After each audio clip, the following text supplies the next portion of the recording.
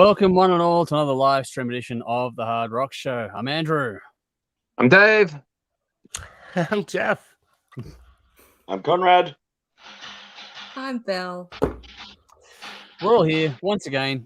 Thank you all for joining us. We are going to go through a lot as always. So the main event for this evening is the next King of the Riff round, which is between DAD, No Fuel Left for the Pilgrims, going up against Once from Nightwish, which is going to be an interesting battle again. We're going to discuss our songs of the week in a minute as well. We're going to go through albums from 1978 and go over the scoring from the last couple of weeks as well. Jeff, if everything goes to plan, has this week's Who Am I ready for us to go through. So it'll be Jeff being the games master this week.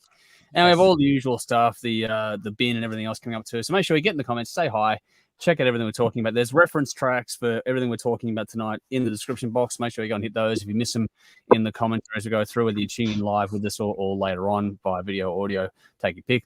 But yeah, we've got a lot to get through as always. A big thank you to our fantastic sponsors in Squid Ink Screenprinting, Alt-Cvlt Rockstar Finance. Their details just like ours. Find them, give them a follow. That'd be greatly appreciated. And like I was saying, all our details are in there too. So find us on your preferred platform. Give us a follow. Keep up to date with all the stuff we're doing. Check us out on telly as well. We've got everything going on. So it's just on for young and old, heaps to get through, heaps to check out. So, yeah, get online and go for it. Let's see who's here. Wow. All righty, got some comments to start the night. So, Nicole is here saying, good evening, all. Good to see you here. Thank you for joining us. Same with Andrew. Once again, how are we all? We'll get to that in just a second. Hopefully, you're keeping well out there. Adrian's here saying, what up? Good to see you. And with Rowan, as always. Man Family 2, g'day all. What else? We got here. Darren's here. Hey all, so is Terry saying, hey guys, hope everyone is well. So thank you all for joining us and saying hi. Feel free to say hello whenever you do join us. Don't have to be on time. Just, get here when you can. Even if you're watching later on or listening later on, just say hi. Give us your thoughts in the comments. We always welcome that sort of stuff. But everyone's asking how we're going. So let's get stuck into things, start flying through this week. Let's do the rounds. Dave, how you going? Yeah, I'm good. Busy, very busy, work and everything else. Yeah. I don't really have many stories to share. They made me fire warden at work, which is ironic because I started the only fire we've had in a long time. So Really? Why I can keep an eye on you. Man. Yeah, they asked me if I want the hat and everything. I'm like, fuck the hat. If there's a fire, I'm just running. Follow me. That's my responsibility out of the way. But yeah, for some reason they picked me as fire warden, even though I started the last fire we had. Which they wouldn't give me the footage for, so I can't compare that. But I know, I wanted that footage so bad, man. I wanted that footage. Yeah, I know, black and white, Benny Hill music would have been perfect. I know. But, yeah. Apart from that, yeah, not much happening. So I will go on to Jeff. How you doing, man? Hey, I'm really well. I'm feeling good. My weight loss journey continues. Awesome. Pretty soon, you guys will be looking at a stick figure. I'll have to draw it though and stick it up there. Like starving Marvin from South Park. Yeah. If I do get a stick figure, I want Dave's fucking pie face hat that he's got there. That's just going. Good. There we go. Beside myself, man. Yeah. God. But yeah, my life is just the same work. Work, and the only thing I really look forward to every week, and I keep saying this, but it's so true, is this fucking show. I love it. Oh, yeah, so true. Sweet. Seeing all you people, that's it. Gets It's me in good the to see you cockles. too. Glad to have you with us, man. Yeah, thanks. Warms my cockles. All right, Conrad, how about you? Yeah, it's been good. I launched a rock club on Friday night. I had a rock club here in Sunday. Friday night we had my launch of a brand new rock club in London. It went really well. Nice. I was Congrats. DJing. So yeah, it was good. It was a good night. It's a classic rock, classic metal night, and went really, really well. So that's good, and we'll be continuing on. The venue's happy, so we're going to continue on once a month. So that'll be good. Yeah. Congrats, man. That's awesome to hear. Yeah. Yeah. And I was singing last night. I did a rock karaoke. That's a metal karaoke, actually, in a rock bar in London. I was off to that last night, which was good fun. So yeah, I had a good night. Good weekend and good week. Yes, it's been good. Sweet. Awesome, man. Well, Wow. I hate following Conrad because he has such a fun life, and mine is so domestic and mundane. So it just has this kind of rock star lifestyle. And yeah, I launched a rock club. I mean, what is that? Who says that? Conrad God. does. Conrad does. Conrad, Who only else? Conrad would say Yeah. that. Oh, well, I'll try to entertain you with my week. So it's been good, busy. I thought about last week's bin, and so that was not having enough time to do everything I want to do. And I thought, well, stop bitching about it, Belle. Be proactive and do something about it. So I thought, well, what can I do? How can I manufacture time?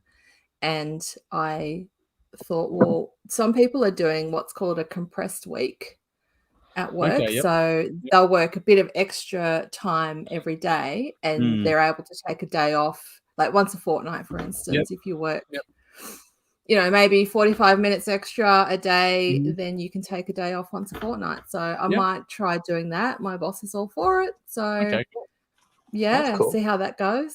Yeah. So that will give me time to catch up on all those errands, like sort out bills and just do whatever needs doing. Yeah. So feeling a bit better about that. Cool. That's good to hear. Yeah. I'm happy about it. So we'll see how it goes anyway. It's going to suck working longer hours, but hopefully the payoff is, you know, the balance is better. I had a bit of an adventure on Monday. I lost my phone.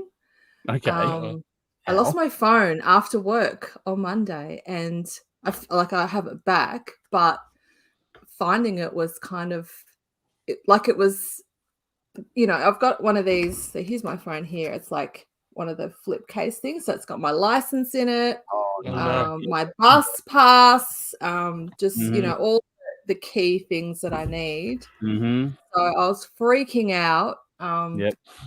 Anyway, so I was thinking, shit, where is it? So I got on a bus after work, and my car is parked in sort of this major town hub, like a park and ride arrangement. So got to the car, thought I need some stuff from Woolworths. So I went to Woolworths, was walking around. I'm like, shit, where's my phone?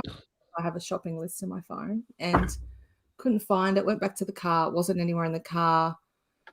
Went back to Woolworths and I said, gave them my number and just trying to think where it could be. I thought, oh, the last time I actually was looking at it was on the bus. So I thought maybe I left it on the bus. Called the bus company and they said, well, you know, like what bus did you catch? And we won't be able to sort of check until Monday, whatever. So, the next day. And then I'm like, yeah, that's great.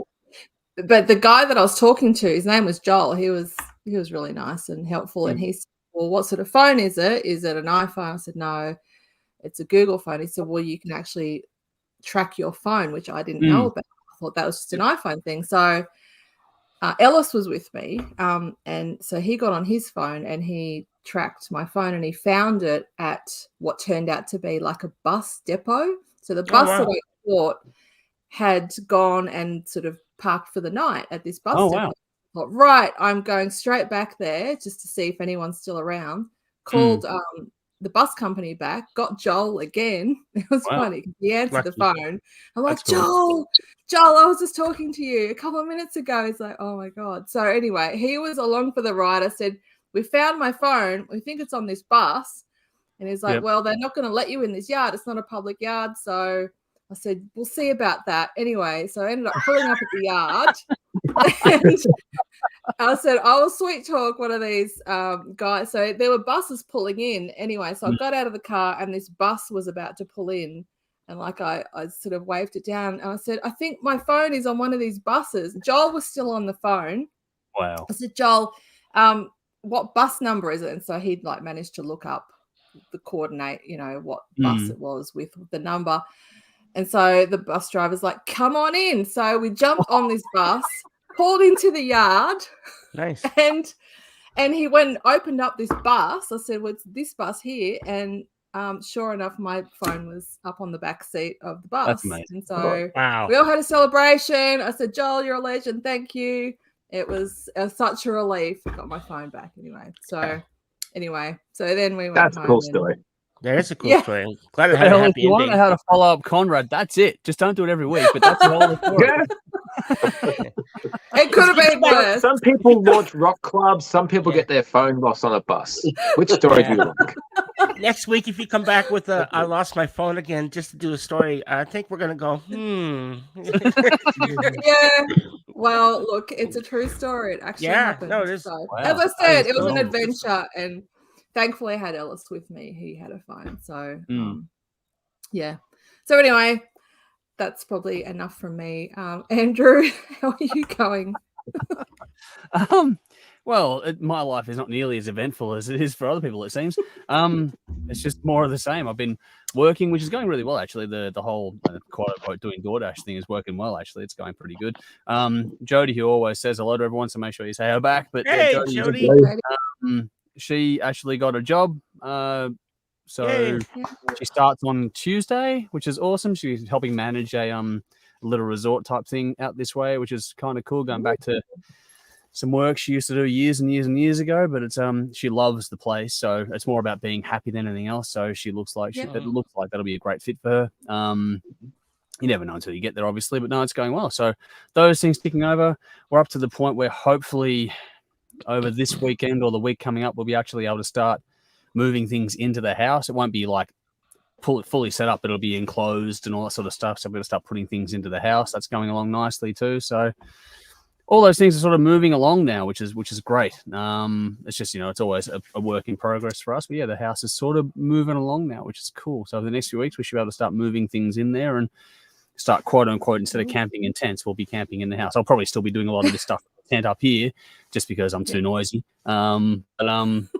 But yeah, we'll hopefully be able to start, actually living in a space where don't have to every time, because we had more storms come through last night. Every time a storm comes in, you got to start closing things up and put the dogs away and all this kind of stuff. So hopefully we'll have to do that a lot less and just, be able to enjoy. We're happy as it is anyway. It's not about that, but it's just, the actual the comfort and enjoyment factor of it all is improving every week, which is cool. Otherwise, the other exciting thing I've got is that this weekend, I was telling you guys before, going to start. I've done it before, but not for a long time. But we live here with people, and my brother-in-law, he's got a still, and he's been making his own sort of moonshine spirits for a decade plus now. So I'm going to start making my own batch of homebrew, which is going to save me a shitload of money. Awesome. So we're going to start setting it up so it becomes a weekly sort of cycle. We're going to start basically making a production line because we all like to drink. So yeah, we'll just be homebrewing away. It'll be a whole lot of fun. So we're got the whole thing down pat. It's just a matter of just actually producing it now. So that's gonna be the next adventure as well. So get labels made and just call it like Hard Rock Show Brew. It could be anything, man. I'm gonna have a lot of fun with this stuff. Cool as fuck. I'm gonna legitimately have a lot of fun with this because we've got all the supplies here we need to do everything. We got plans beyond this too. It's not just spirits. We're gonna make alcoholic ginger beers and all sorts of stuff as well. So we got all the setup here we need to do everything. So we're going to have a whole lot of fun over the next, once we get one thing set up, you move on to the next project and so on and so forth. There's going to be projects here for the next fucking 30 years. So we're going to be just doing shit around here for a long time to come, which is what you want for this sort of lifestyle in the middle of nowhere, which is good. But no, everything's good. Everything is really, really good. Just, keeping flat out. But, that's the way it works. Yeah. Not nearly as exciting as, a rock club or losing and regaining a phone, but, it is what it is. Not good excitement. Got your arc on though. I'm sure about that. What else we got here? So in the comments here, Vinny's gone, evening gang, Conrad getting ready to have his lunch taken. So there we go. There's a comment already. Sorry about that. Michael was here saying, evening all, good to see you, buddy. Same with Edge Crush saying, hey all, good to see you. Hey. Joel is here again saying, hi everyone. Sorry, I'm working until after midnight. If you're still on, then I'll tune in then. Well, hope so. Otherwise, you can watch highly possible. You never know. It's highly possible. But you can watch us later on either way. Rowan says, I love rock clubs. Can't beat a good igneous. Fuck, here we go. Oh, wow. Wow. Michael's here saying, hey, all, we're getting geology jokes in the stream now, which is good. Adrian's gone, yes, you can track your phone call feature. Yeah, most phones have that now, which is remarkably good. I didn't know. Vinny says, it's a horrible feeling to lose your mobile phone, Bell. I'm useless without it, much like Elton John as a musician. Great on piano, but sucks on organ. There we go. Oh my god! Wow. Vinny's in fine form he's tonight. gone. We're off. Yeah. We're off. Vinny's off. Off we go. That's good. Adrian says, I'm glad you found your phone, but Nicole said, well done, Thank Bell. you. Commandeer a bus. So there we go. More empowerment to you. It's fun. There we go. Rowan says, Bell says she didn't do anything this week. Then narrates an episode of Mission Impossible. Yeah, the music. Which is awesome. It's funny because I didn't talk it up at all. These Oh, are no, you did factual well events. there. Well, Nicole's gone, hey, Jody, which is cool. Awesome. What do we got here? Guy overseas gone, afternoon omnipotent, staging rockers. Greetings from Denmark. Good to see you again, as always, Yeah. Guy. Adrian's gone, moonshine, let's go. You have no idea. Michael says, Jolie at work, so I can tell you she lost her phone last week, which in the fullness of time found in my car. She'd been to IGA, though not Woolies. I blame supermarkets. So there we go. Or at least it was I'm easy happy. to find at the end of the day. There we go. Here we go. Man Family saying homebrew from Bad Manners. What a tune. Well, there's that. And Michael on it. Homebrew is good for you, especially all grain homebrew. We are getting to that point too. We are going to build that one up. LEC saying, hey guys, good to see you, Sally.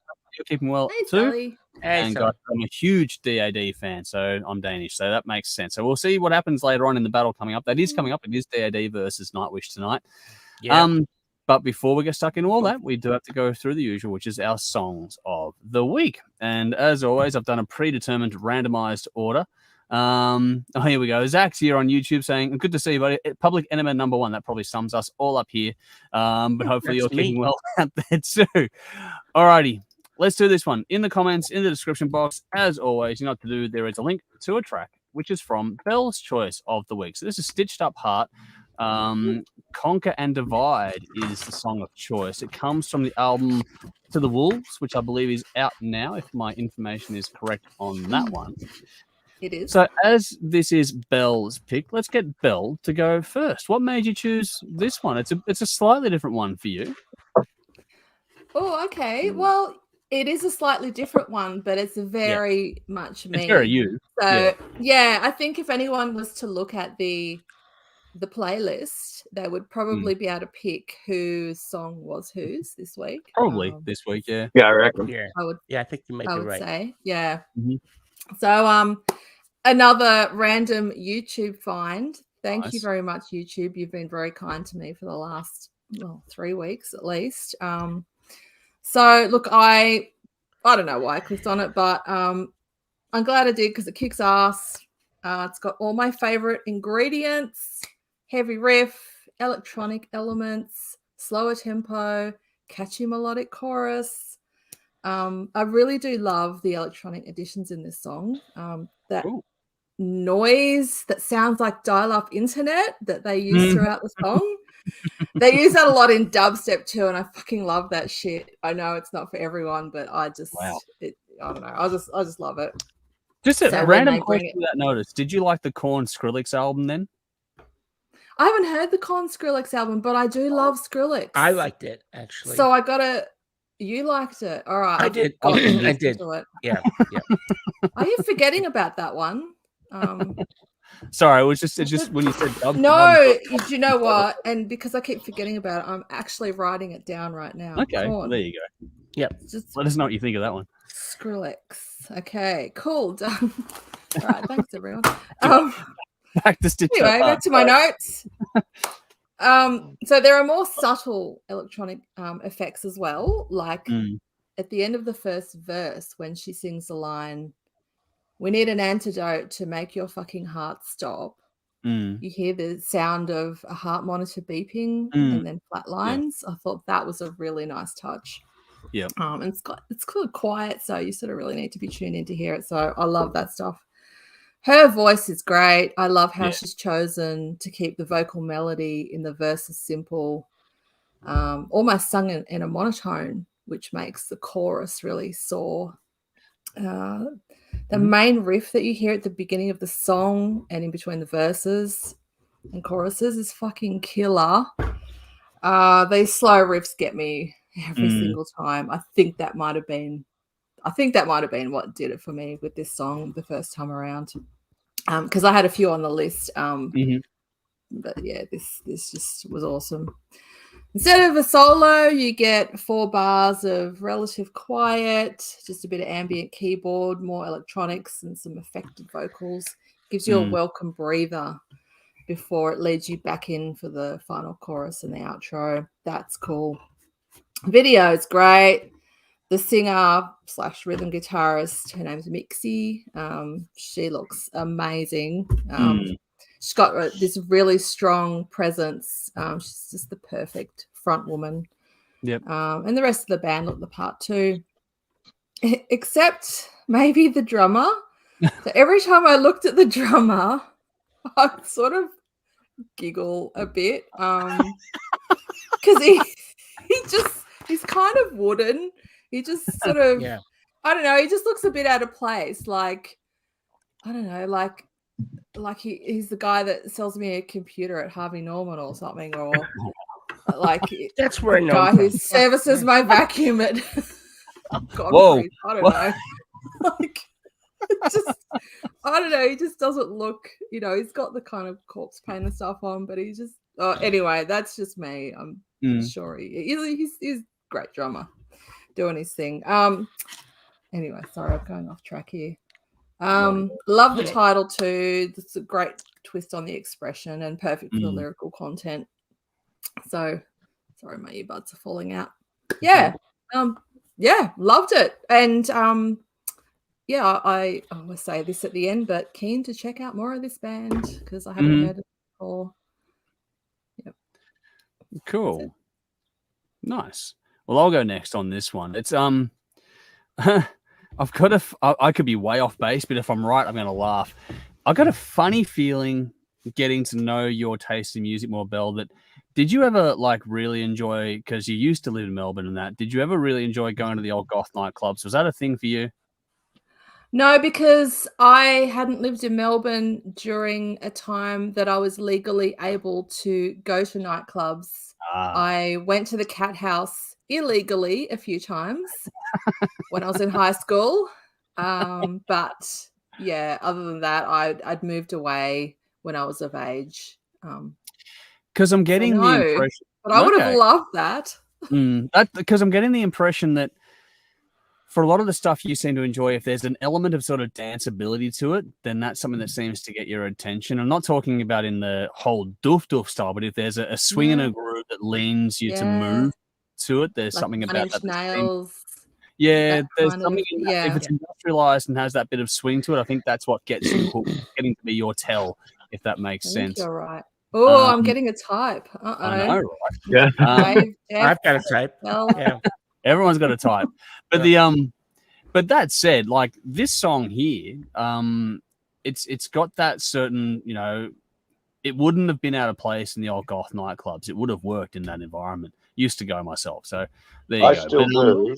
I still go to goth clubs here in London. They're fun, man. They're fun. I like goth clubs. Cool. Yeah. I like goth clubs. But this is dark. It's brooding. But it's also got, along with that darkness, there's a real intensity to this song. It's got that dance feel, especially in the verses where it sort of is stripped back and then it swings into the chorus. But that riff work between the chorus and then the space left in the verse is just a really good contrast, and again highlights that intensity in the track. I thought the synth overall, like Belle mentioned, is really nicely laid in. I think it sounds great on this one, and there's a certain attitude from the vocalist too, which I thought was cool. And it was another note that I made here that it sort of feels, I'm wondering if this is another thing that resonates with you, Belle, but it just feels like it's an empowering song. I know that it's an aggressive kind of tonality to the song, but it feels like it's also empowering to the people singing it. Yeah, absolutely. I agree. I think the lyrics are a little ambiguous, but it's sort of like a fuck you, like these, it's about someone in power, whatever. And then, the masses are saying, well, fuck off. We're not going to do what you say. Which is empowering, I guess. It gives you that sort of that vibe where you can sort of rally behind a song like this, which is kind of cool. And it's one of those, for me, it was one of those strangely captivating tunes that really, you know, Bell said it, but I'm going to say it too, it makes you want to go and check out more of the band, which is a good thing. You find a song you don't know, and then you want to go and check out more. That's a great thing.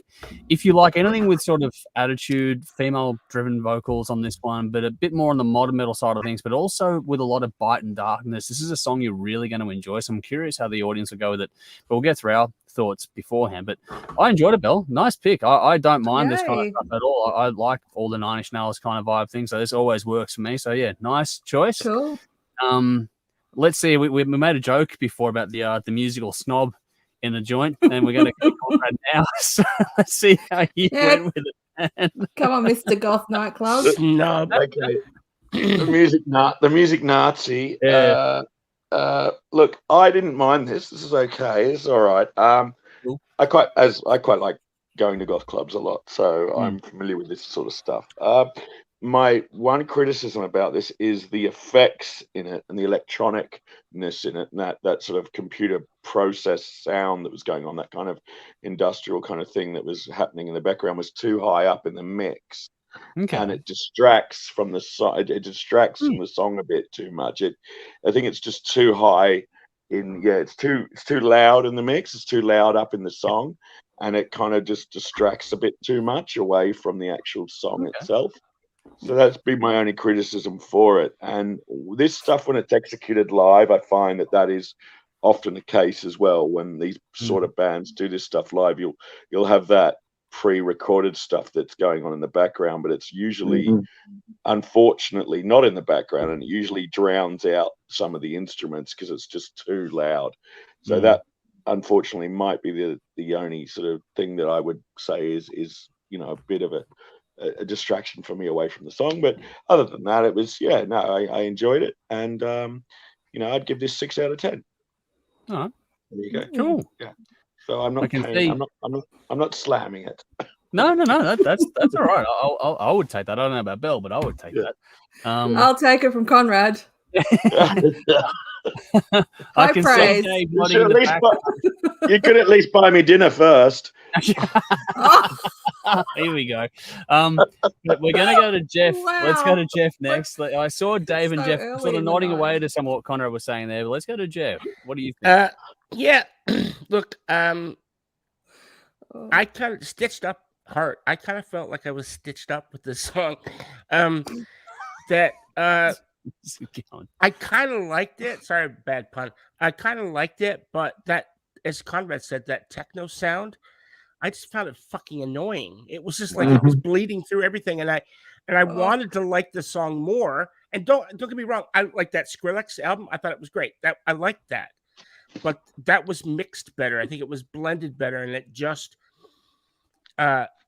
this song was like the techno aspect of it, if you call it that, felt like an afterthought. It's like we recorded the song and then we're just going to put this layer in on top of it. And to me, it just didn't work. I felt like while it's catchy, there's an odd rhythm, and I really found it bothersome.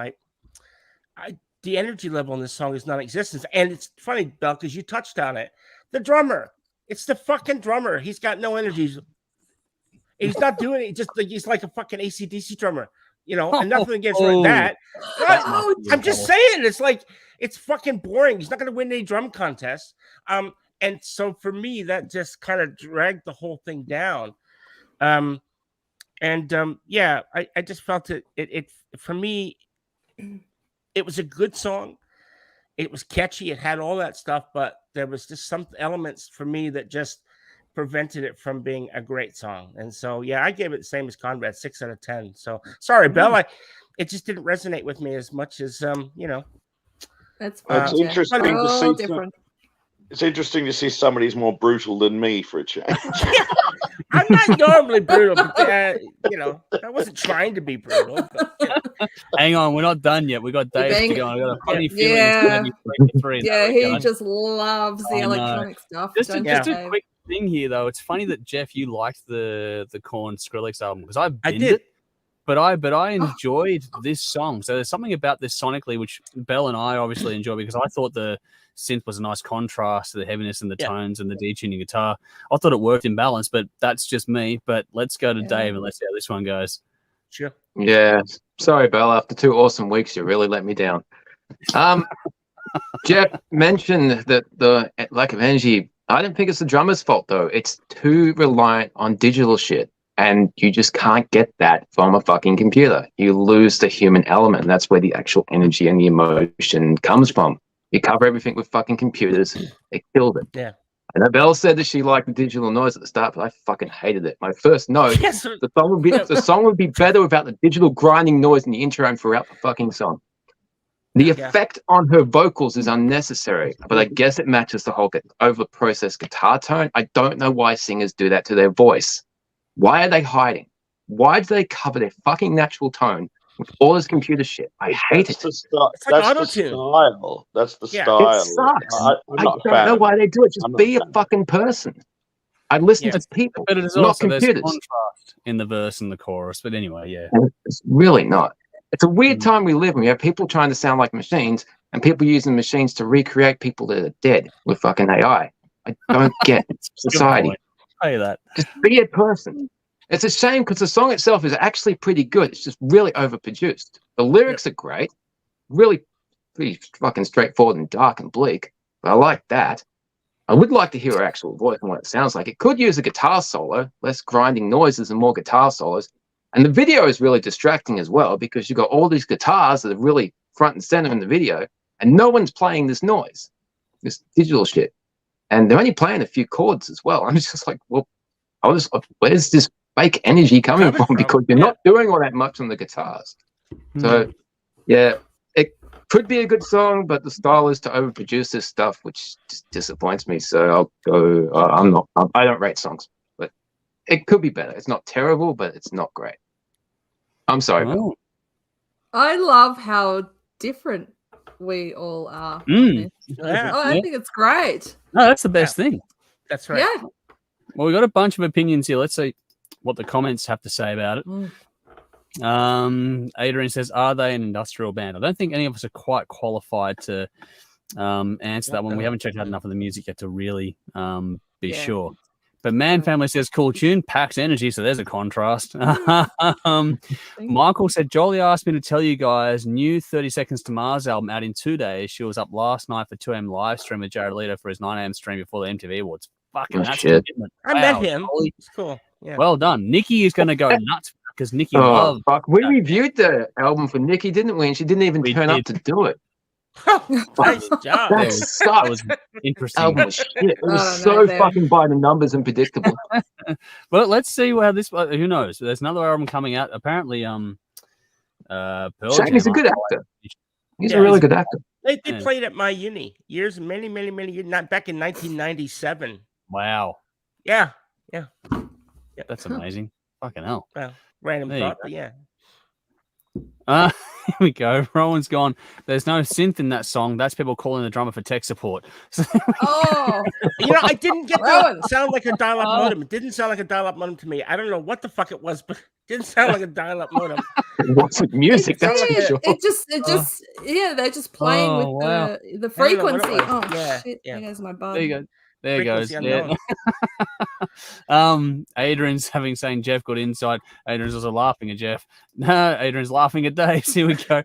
Vinny says, "I don't mind this at all. Kind of like Evanescence infused with Marilyn Manson. Not sure what's going on with that Windows 95 drummer though. So there's a lot of commentary." There we go. Hey, man, still get cancelled for infusing Evanescence. Oh wow. Well, so Adrian says Dave is knocking out of the park. Michael said Bell liked track. Listen to the guy's critique of effects. I'll take the challenge to listen to this tomorrow and give speakers a good spanking. Think this needs a loud listen. Dude. A loud listen will help this one. I you. found it better in the car than on headphones. I'll say that. Maybe I was listening on headphones, so maybe that's where I needed. Yeah, maybe give it some space in the room. That might help too. So in the car, it was a lot better than through the headphones. But we'll space in the room, you know. Yeah, because in the headphones, it was like a fucking drill bit going through my fucking ears. That's the bestest fucking description I've heard. There's Dave's tribute to Screwdriver in this week's episode. Wednesday. Yes, Wednesday. It was there we go. Wednesday 13 day yesterday too. It was too. All right. Michael says video clip is basic, but surely it's the sound that counts. Wonder, Dave, how much video colors your opinion? That's an interesting question there, because Dave is very Yeah, it's cool. Yeah, but I listened to it on Spotify first. a few times. Yeah, I do. Yeah, I will go to bat for Dave there and say, yeah, generally speaking, the listening is done before watching the video if you're like me at all. So the video comes after. It's just whether or not it impacts how much of your thought process on it. All right, let's go to another song. And this time around, we're going to go local with my choice of the week with Melbourne band Suiciety and their first new single in a few years, actually. So this is Suiciety with Heliotherapy. There's a link in the comments in the description box in case you miss it there. So please do check it out and let us know what you think of it yourself. That hasn't gone through to YouTube for some reason, so hopefully you can find it there. But as I was saying, Suiciety have been around for a while. They were big for a little bit, and then they've sort of just been sort of ebbing and flowing over the last half decade or more, I reckon. But this is the newest tune from these guys. They have I think of a Rolling Stones song, if I'm not mistaken, which was also released a few days ago. But this is their own original tune, the newest one from them. I think that for people who know this band, you'll be pleased with this one. I would love to see these guys gig with and in Fight the Sun. I reckon those two bands would be a great one to that'd be cool. set. That'd be fantastic. But generally speaking, I like the verse, the space in the verse with the bass driving things on this one, but then the melody and the bite and the vocal performance is just right. It's angsty, but not the whiny kind of angst that I know would annoy Dave. I think it's just got that certain level of grit and darkness to things, which is cool. But there's also some really cool groove in this track. It's all very guitar driven, especially in the chorus, but the groove is great. I reckon this is a song that if you listen to it, especially again going through car speakers, for example, this one gets you moving. For me, it's one of those songs you sort of start the day with. It sort of gets you up and going as I'm driving into work, kind of thing. It's pretty cool.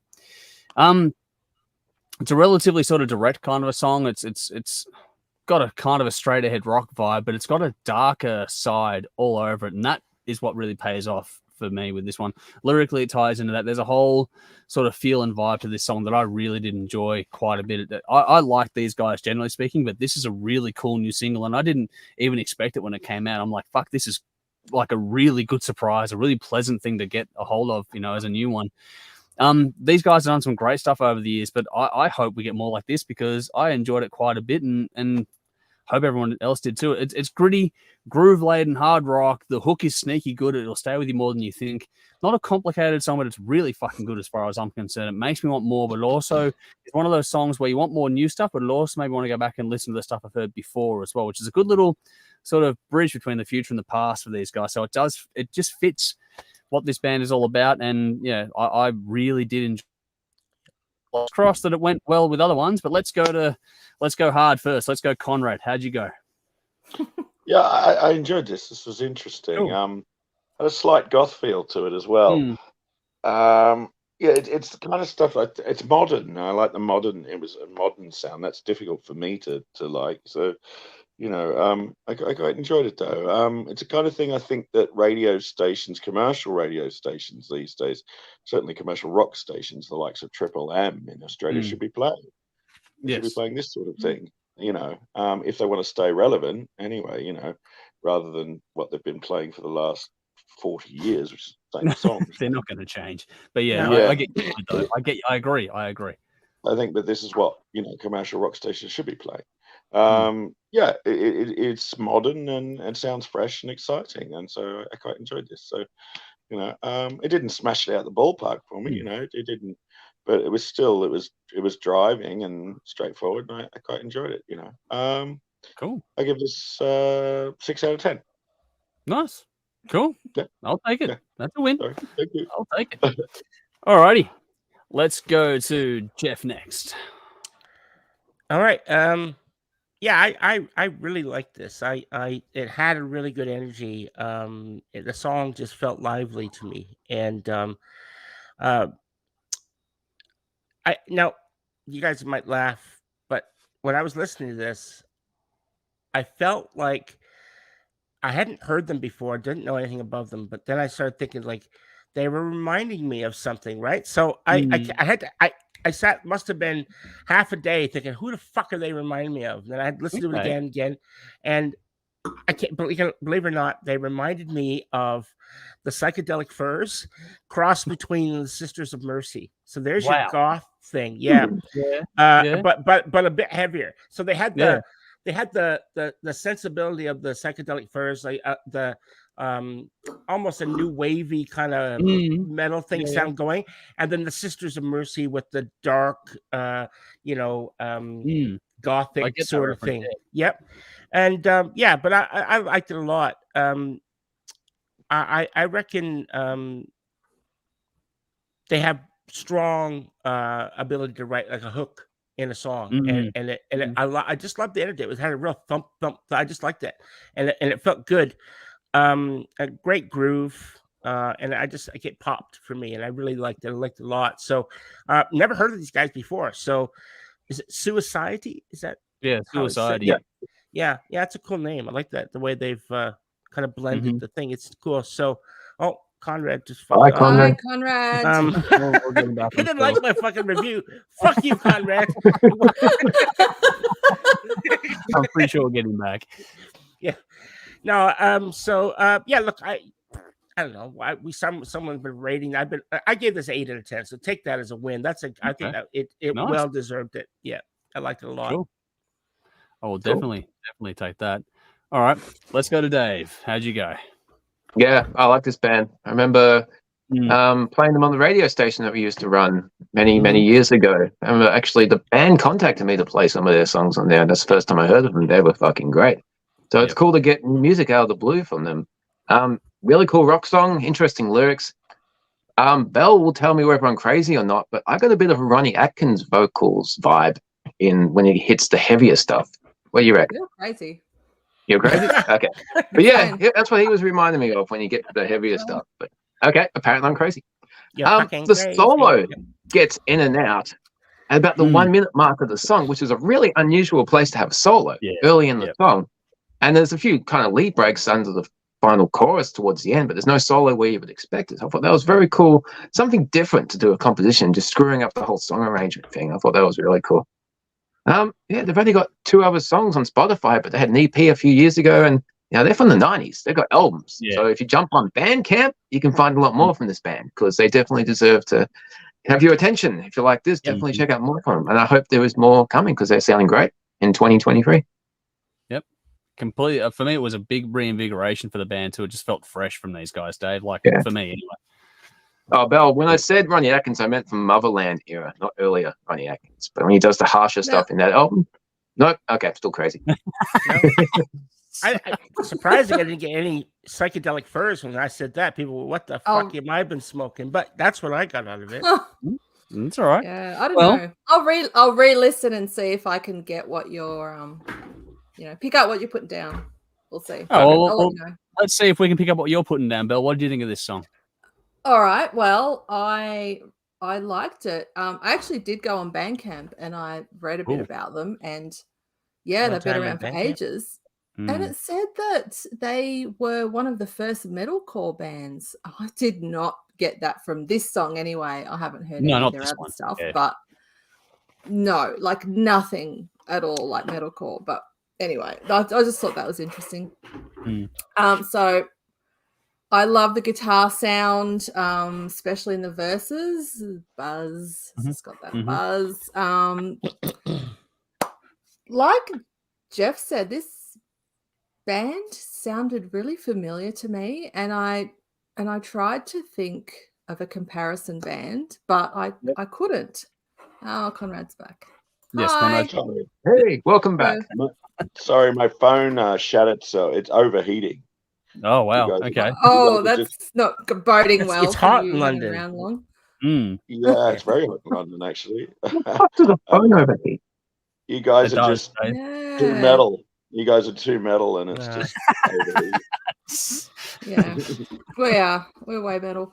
All right, well, I'll just keep going. So, yes, please. Anyway, I couldn't think of any comparison bands. I couldn't think of one. They sounded so familiar, but I couldn't pair them up with anyone.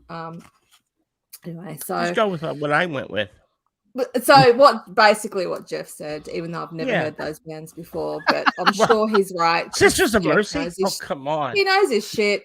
So almost the whole song has the same guitar riff and chord progression interrupted here and there, but never for long. And you want it to go back to that chord because it makes the song. It's what drives it along beautifully. Never gets boring because there's so much going on as well. Some nice guitar melodies and solid drumming, some cool backing vocals in there too. The vocals are lovely and the lyrics are interesting. They allude to something a bit vampiric, but I'm not sure if it's all metaphoric. But I like not knowing for sure. It's mysterious. In any case, there's definitely some angst going on, pleading even. This song would be fantastic to see live if these guys ever came to do that. I would definitely go and see them. So, nice one. All right. Well, while I've got that, Adam, if you see this one, thank you for sending it in to us. Hopefully you're keeping well. Bless you. There you go.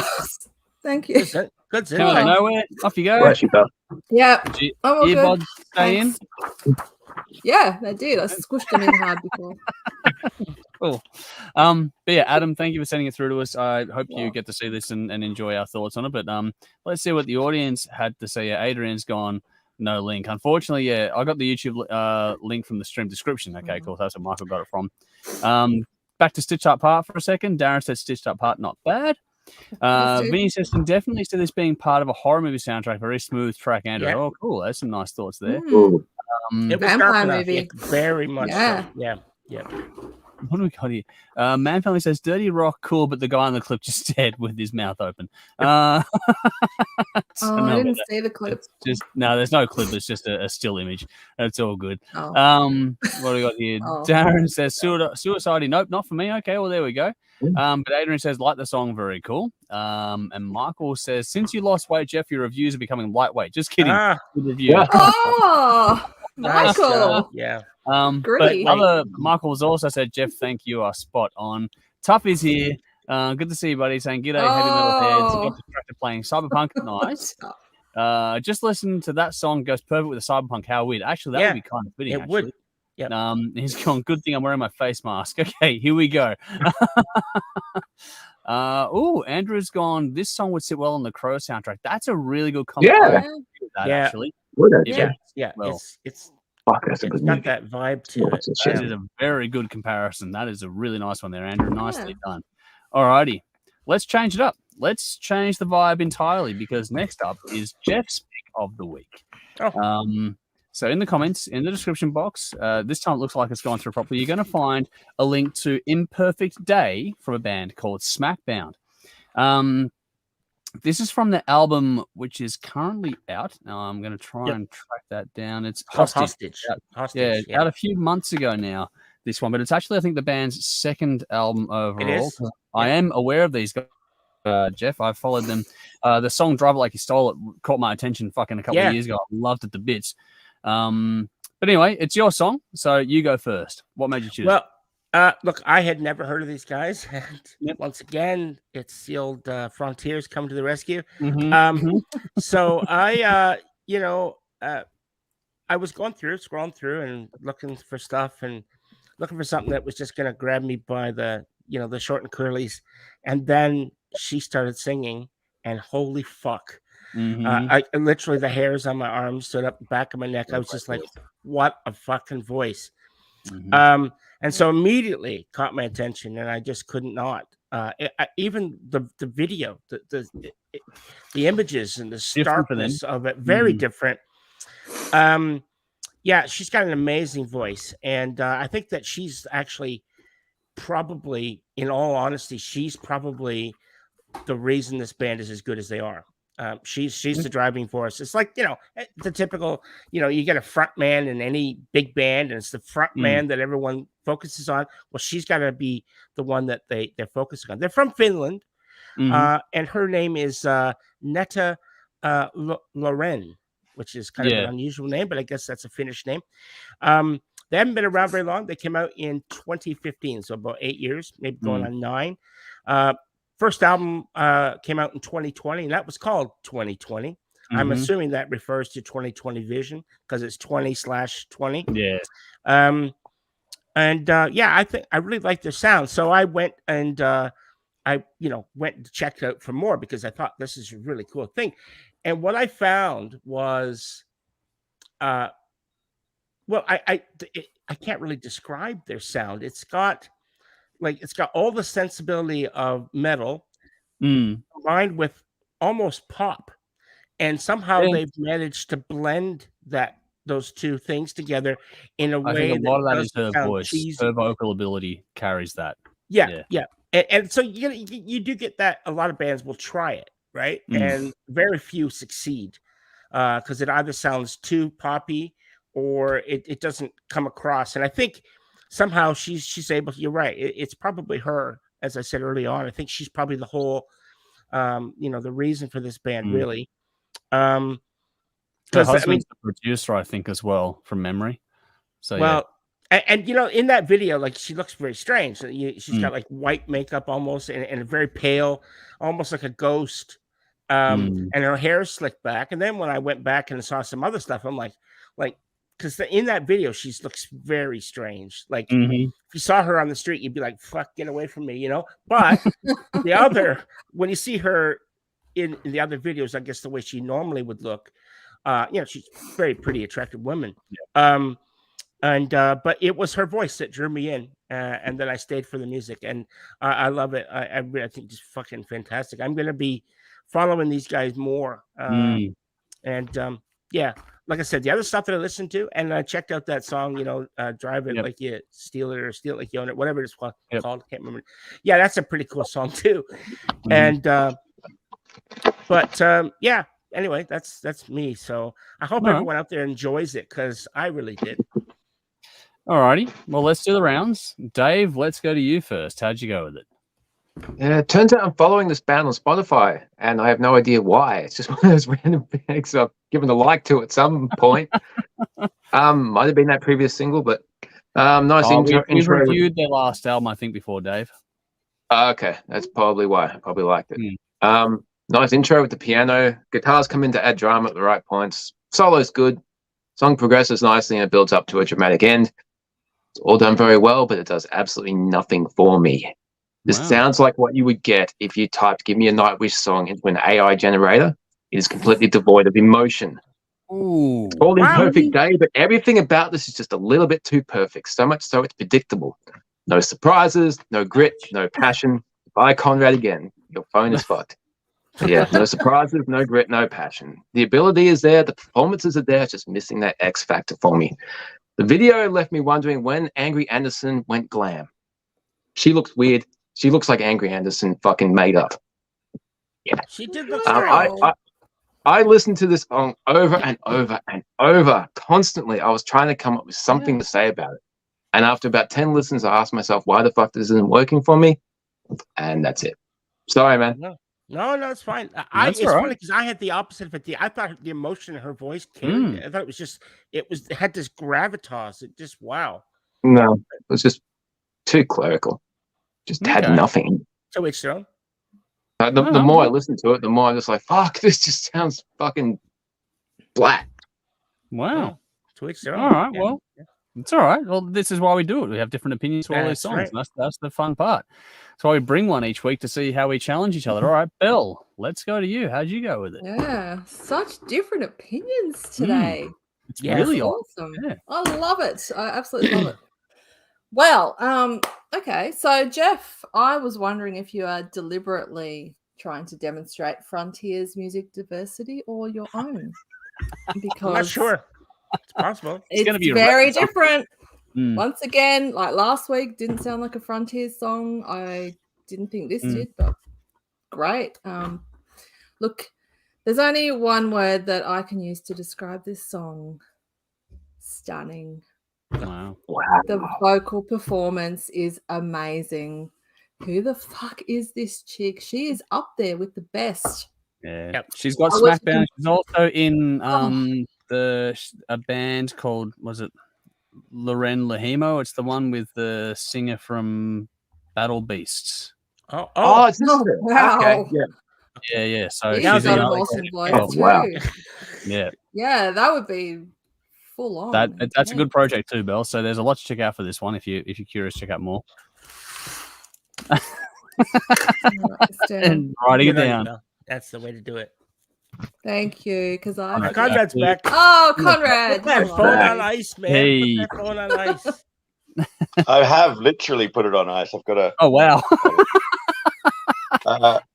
Jesus. a chilled bottle of water behind it now. Wow. Oh my Hopefully that helps. God. Is it on your Bottle of charger? water. Is it? It's leaning Water and on a chilled electricity bottle. don't mix, man. What sort of phone is Every it? time I'm doing my Review? review of something, Conrad. you sort of cut out, come in. Hmm. So, Sorry. well, the next song. Anyway, We'll Belle, see. continue, please. Sorry, Anyway, Bill. Yeah, go as I ahead. was saying, if I were to compare her voice to another, Dave's going to Yeah. hate this given his review. I would compare her to Annette Olsen. I think she's got a very similar way of singing. I could just hear the comparison. That's just me. Wow. Anyway, you don't have to Cool. agree. She has No, the same I won't. sweetness, but a good amount of power too, and excellent control of her range. You can hear in the mix just how much they've had to pull her back when she's in full flight. But look, her vocal performance aside, there's an amazing song going on too. The piano and synth, A1. I want to learn how to play this song really badly. I love how the song starts slow, just the vocals and keyboards. The chorus is a belter, and then they bring more instruments into the second verse. They just keep building and layering. Goes into a solo, and the whole thing reaches this crescendo, and then they bring it all back down and close out the song beautifully and quietly again. The lyrics are as melancholy as the music. Stunning, as I said. Perfect, even. And I love this song so much. I wanted to hear more of what this band were about because I hadn't heard of them either. This is obviously a ballad, and I couldn't quite pick what their non-ballad style is. So I thought I'd listen to a couple of songs from this album. This was just earlier today. And holy shit, it was just banger after banger. And I ended up listening to the whole album. Wow. Nice. But I didn't really get an answer to my question either because the music is so diverse on the album. There's melodic hard rock. There's even a couple of power metal-y kind of songs. Yeah, there's a groovy bluesy track. Yeah, some 80s vibe. And one of them even had a slightly country vibe, but nothing that would offend me. It's just like a slight thing there. This track, Imperfect Day, sat bang in the middle of the album, and it was perfectly placed. Yeah, it really was. This is definitely an album to check out. I do just have one more comment, though. The name Smackbound, it kind of doesn't really match the band. I'm not sure what the name means to them, but it just makes me think of like someone sitting on a train on the way to North Richmond, like wanting to score. Like that's Smackdown to me. That's what that means. Yeah. So it's an unusual name. I agree. It doesn't really work. Anyway, so look, if there was a category for Ballad of the Year, this would definitely get my vote. Oh, wow. Thank you, Bill, James. Thank you very much. Well, you're welcome. Look, now I And feel you like a shit all fucking over my asshole. song. I feel like an asshole now because of the way I ripped on your song. No, well, but this is why we do it randomly because then it makes an honest opinion out of all of us. So we all get to be able to. Absolutely. I just want, Thanks, Bill. yeah, I just want Beautiful honesty. view. That's Nice all I want to review. hear. Yeah. Thank you. Cool. Well, I'll go next. It's a bit different overall from Jeff's usual run of tracks, but like I said before, this is a band that I have enjoyed. I haven't checked out this album in full, but the last album, 2020, I did enjoy quite a bit. And this side of Netta's vocal style is really well demonstrated on this song. I think she's probably underrated as a vocalist in terms of ones that are out there today. It's very much in the piano ballad world, which has been established. But that said, when the guitars and drums come in, they really kick on for the chorus, which is cool. If you want, it sounds overly simplistic. And the most common recent comparison would be a track like My Immortal from Evanescence, for example, but it's not that. Yeah. It's just that's a modern day comparison. But this song from mine probably has that one beat, to be honest.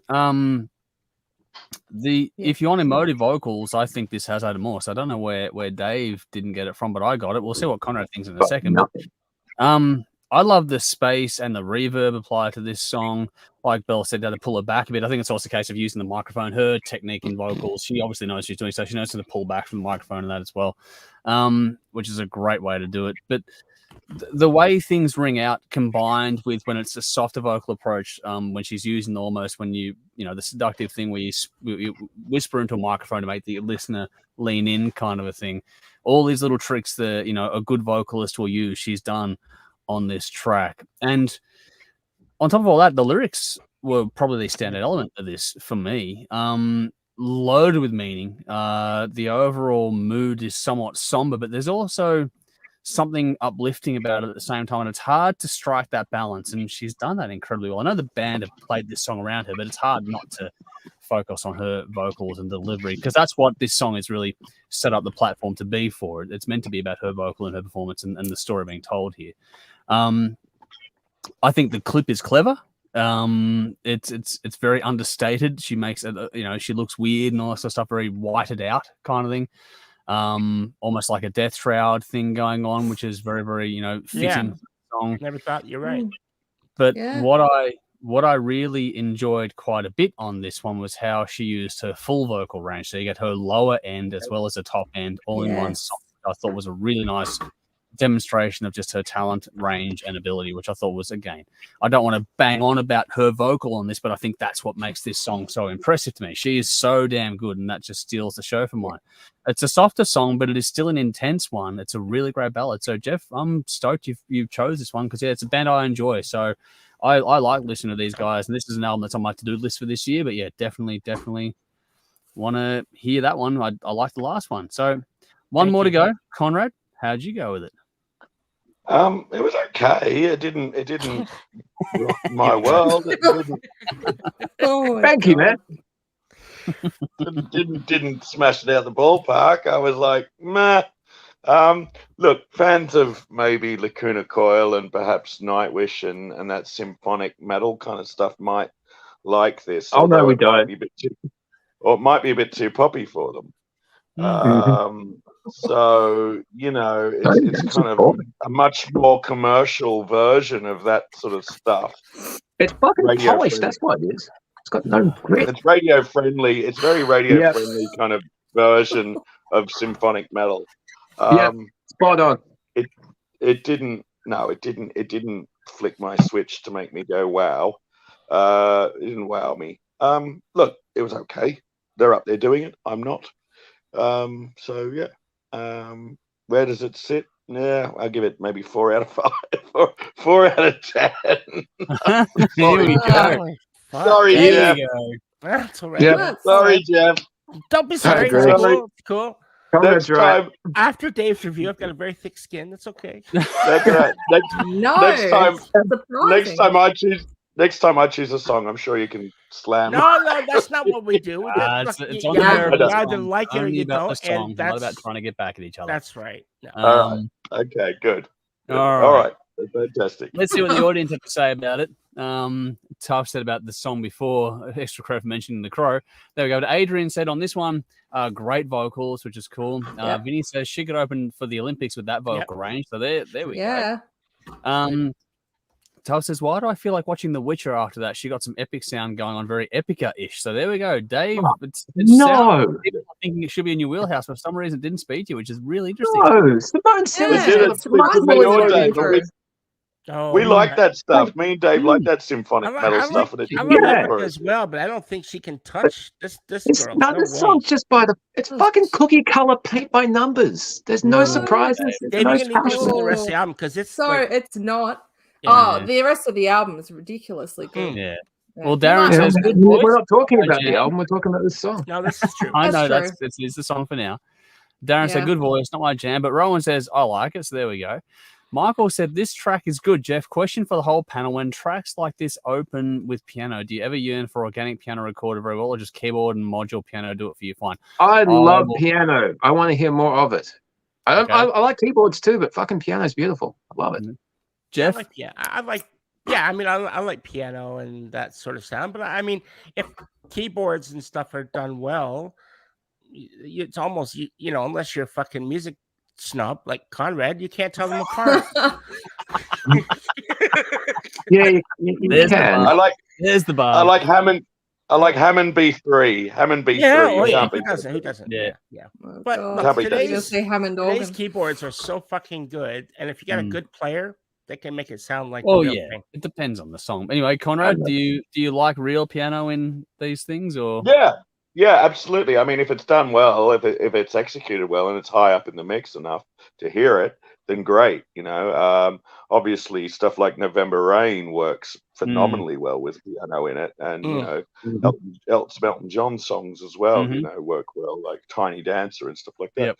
So you know, yeah, if it's done well, then great, fantastic. But if it's done for the sake of it and being pretentious and putting it in there just to fucking use, I don't know, just to wank off, then no. Yeah, fuck off. As much as I love Home from Motley Crue, I don't think it was strictly required for that one. Yeah, exactly. Oh, gosh. All right, now Belle, you said before you wanted to learn this song. So when you hear songs like this, do you want the real piano, or are you okay with synth? I would love a real piano, but that's not realistic for me right now. I learnt on a real piano. I had a real piano, like for years and years and years and years, and then I moved out of home, and that was it.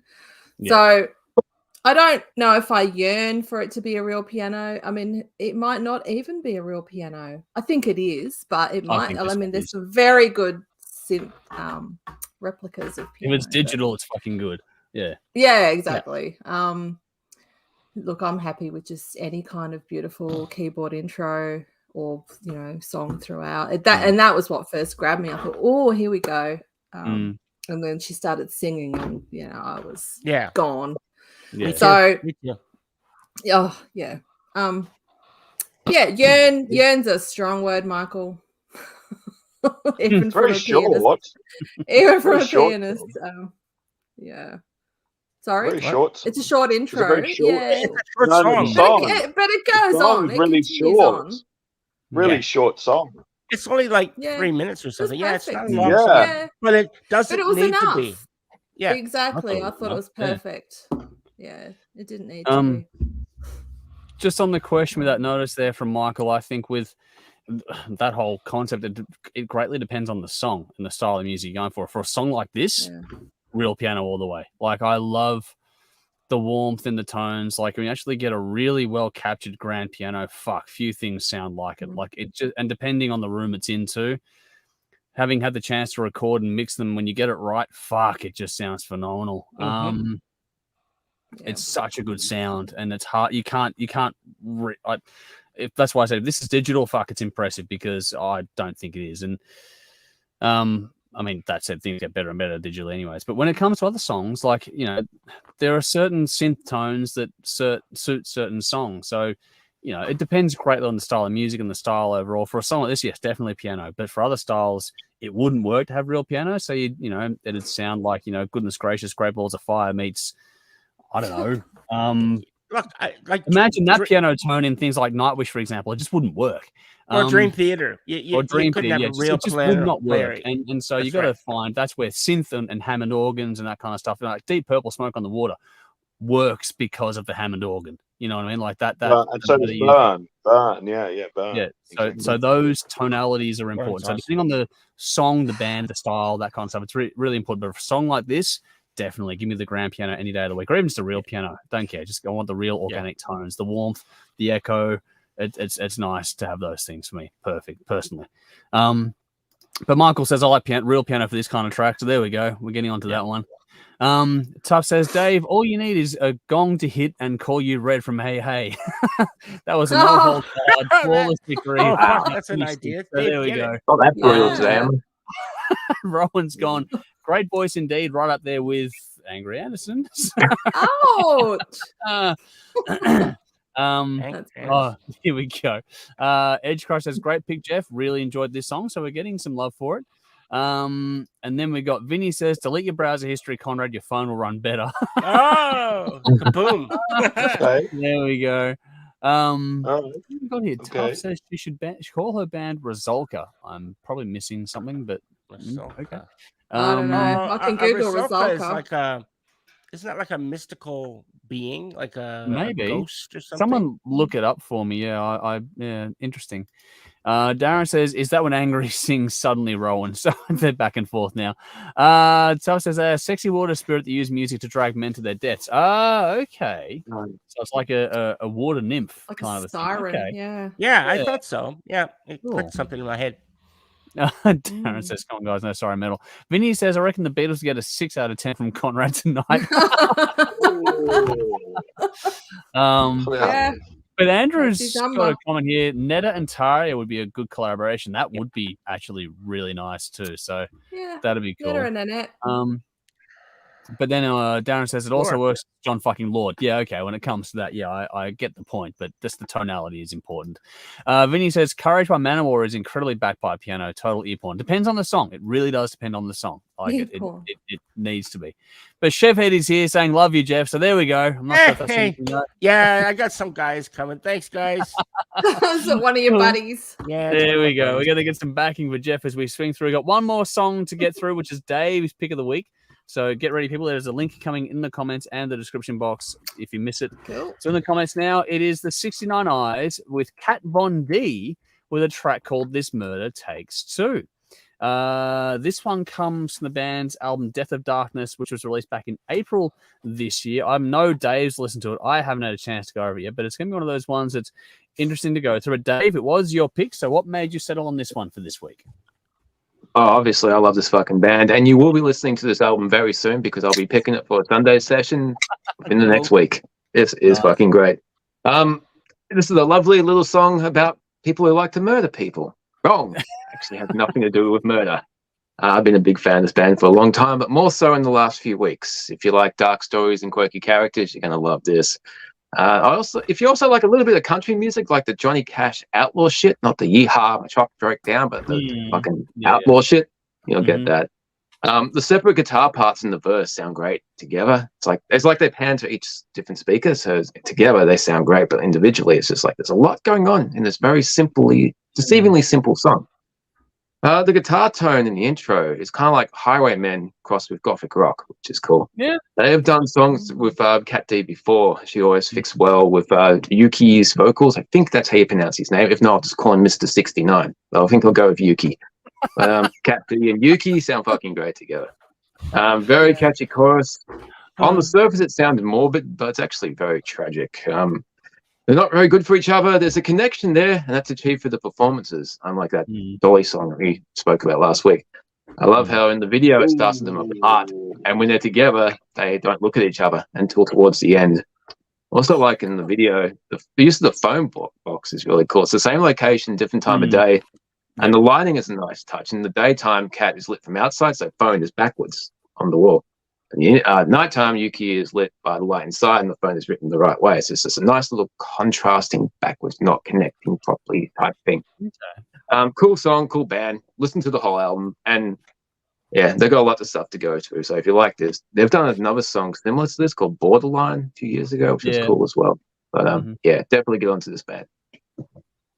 All right. Well, there's Dave's pick. So Belle, let's go to you next. How'd you go with it? Yeah, well, okay. I love this band. I love this song. It has a definite country and western feel to it. Now, I declared last week my dislike of country music, but this is more old school country like Johnny Cash, I've written, and I can handle a bit of that. Anyway, it's a 69 Eyes song, and this band can't put a foot wrong in my eyes. this song just kicks along nicely. There's no real change of pace, no deviation verse to verse, chorus to chorus. The laid back feel of the music allows the vocals to be front and center to tell their story. So while I love hearing stories about rivers of blood, murder, and tombstones, in this song, these are all just metaphors. The song is about a relationship gone bad where both parties are to blame, a toxic relationship. But the lyricist's ability to take such a shitty tale of woe and turn it into wonderfully romantic poetry is just beautiful. The male-female vocals really just cement the meaning of this song perfectly. The blame's on both parties. The video does a great job of capturing this too. The singers portray the characters in the song really well. There's certainly no sense of togetherness going on between them. They're either filmed being alone, or the shots of them together will show either conflict or them looking away from each other. The video also captures the vibe of the music really well too, like the desolate, lonely, modern day kind of Wild West setting. Just a beautiful song from a beautiful band. Loved it. Cool. All right. Cool. Well, I'll go next. I haven't followed this band nearly as much as Dave has over the years, and Dave's been a huge fan for quite some time. I am not really all up to speed with Kat Von D and her singing interest or whatever else have you. But her voice and her style of vocal approach suits this song pretty well. It's a slower song. It's definitely got that Western, feel to it, which has been covered off here. The contrasting vocals with the deeper tones from both of them is an interesting, sound. You don't get a lot of that with both vocals being, on the deeper side of things from female and male, but it works well. I thought it was nicely done. All in all, it's a pretty stripped back kind of a song, which is what allows the vocals to be the focal point for this song, much like it was with Smackdown before. It does build nicely as it goes through when the energy starts to get going, and that hook in the chorus sort of, is a bit more catchy than you might think as well, kind of thing. It's a bit of a sneaky song that'll get your attention quicker than you think. It's got the typical lyrical approach from this band. Like, if you know the 69 Eyes, you know what you're getting. If you're a fan, you're going to be happy. If you don't know this band, well, this is not, it's a pretty, not meat and potatoes kind of song. It's just one of their songs, though. It does sound definitely like the 69 Eyes. But I thought the delivery of the story was pretty well done on this one, which has been, touched on as well, lyrical content there.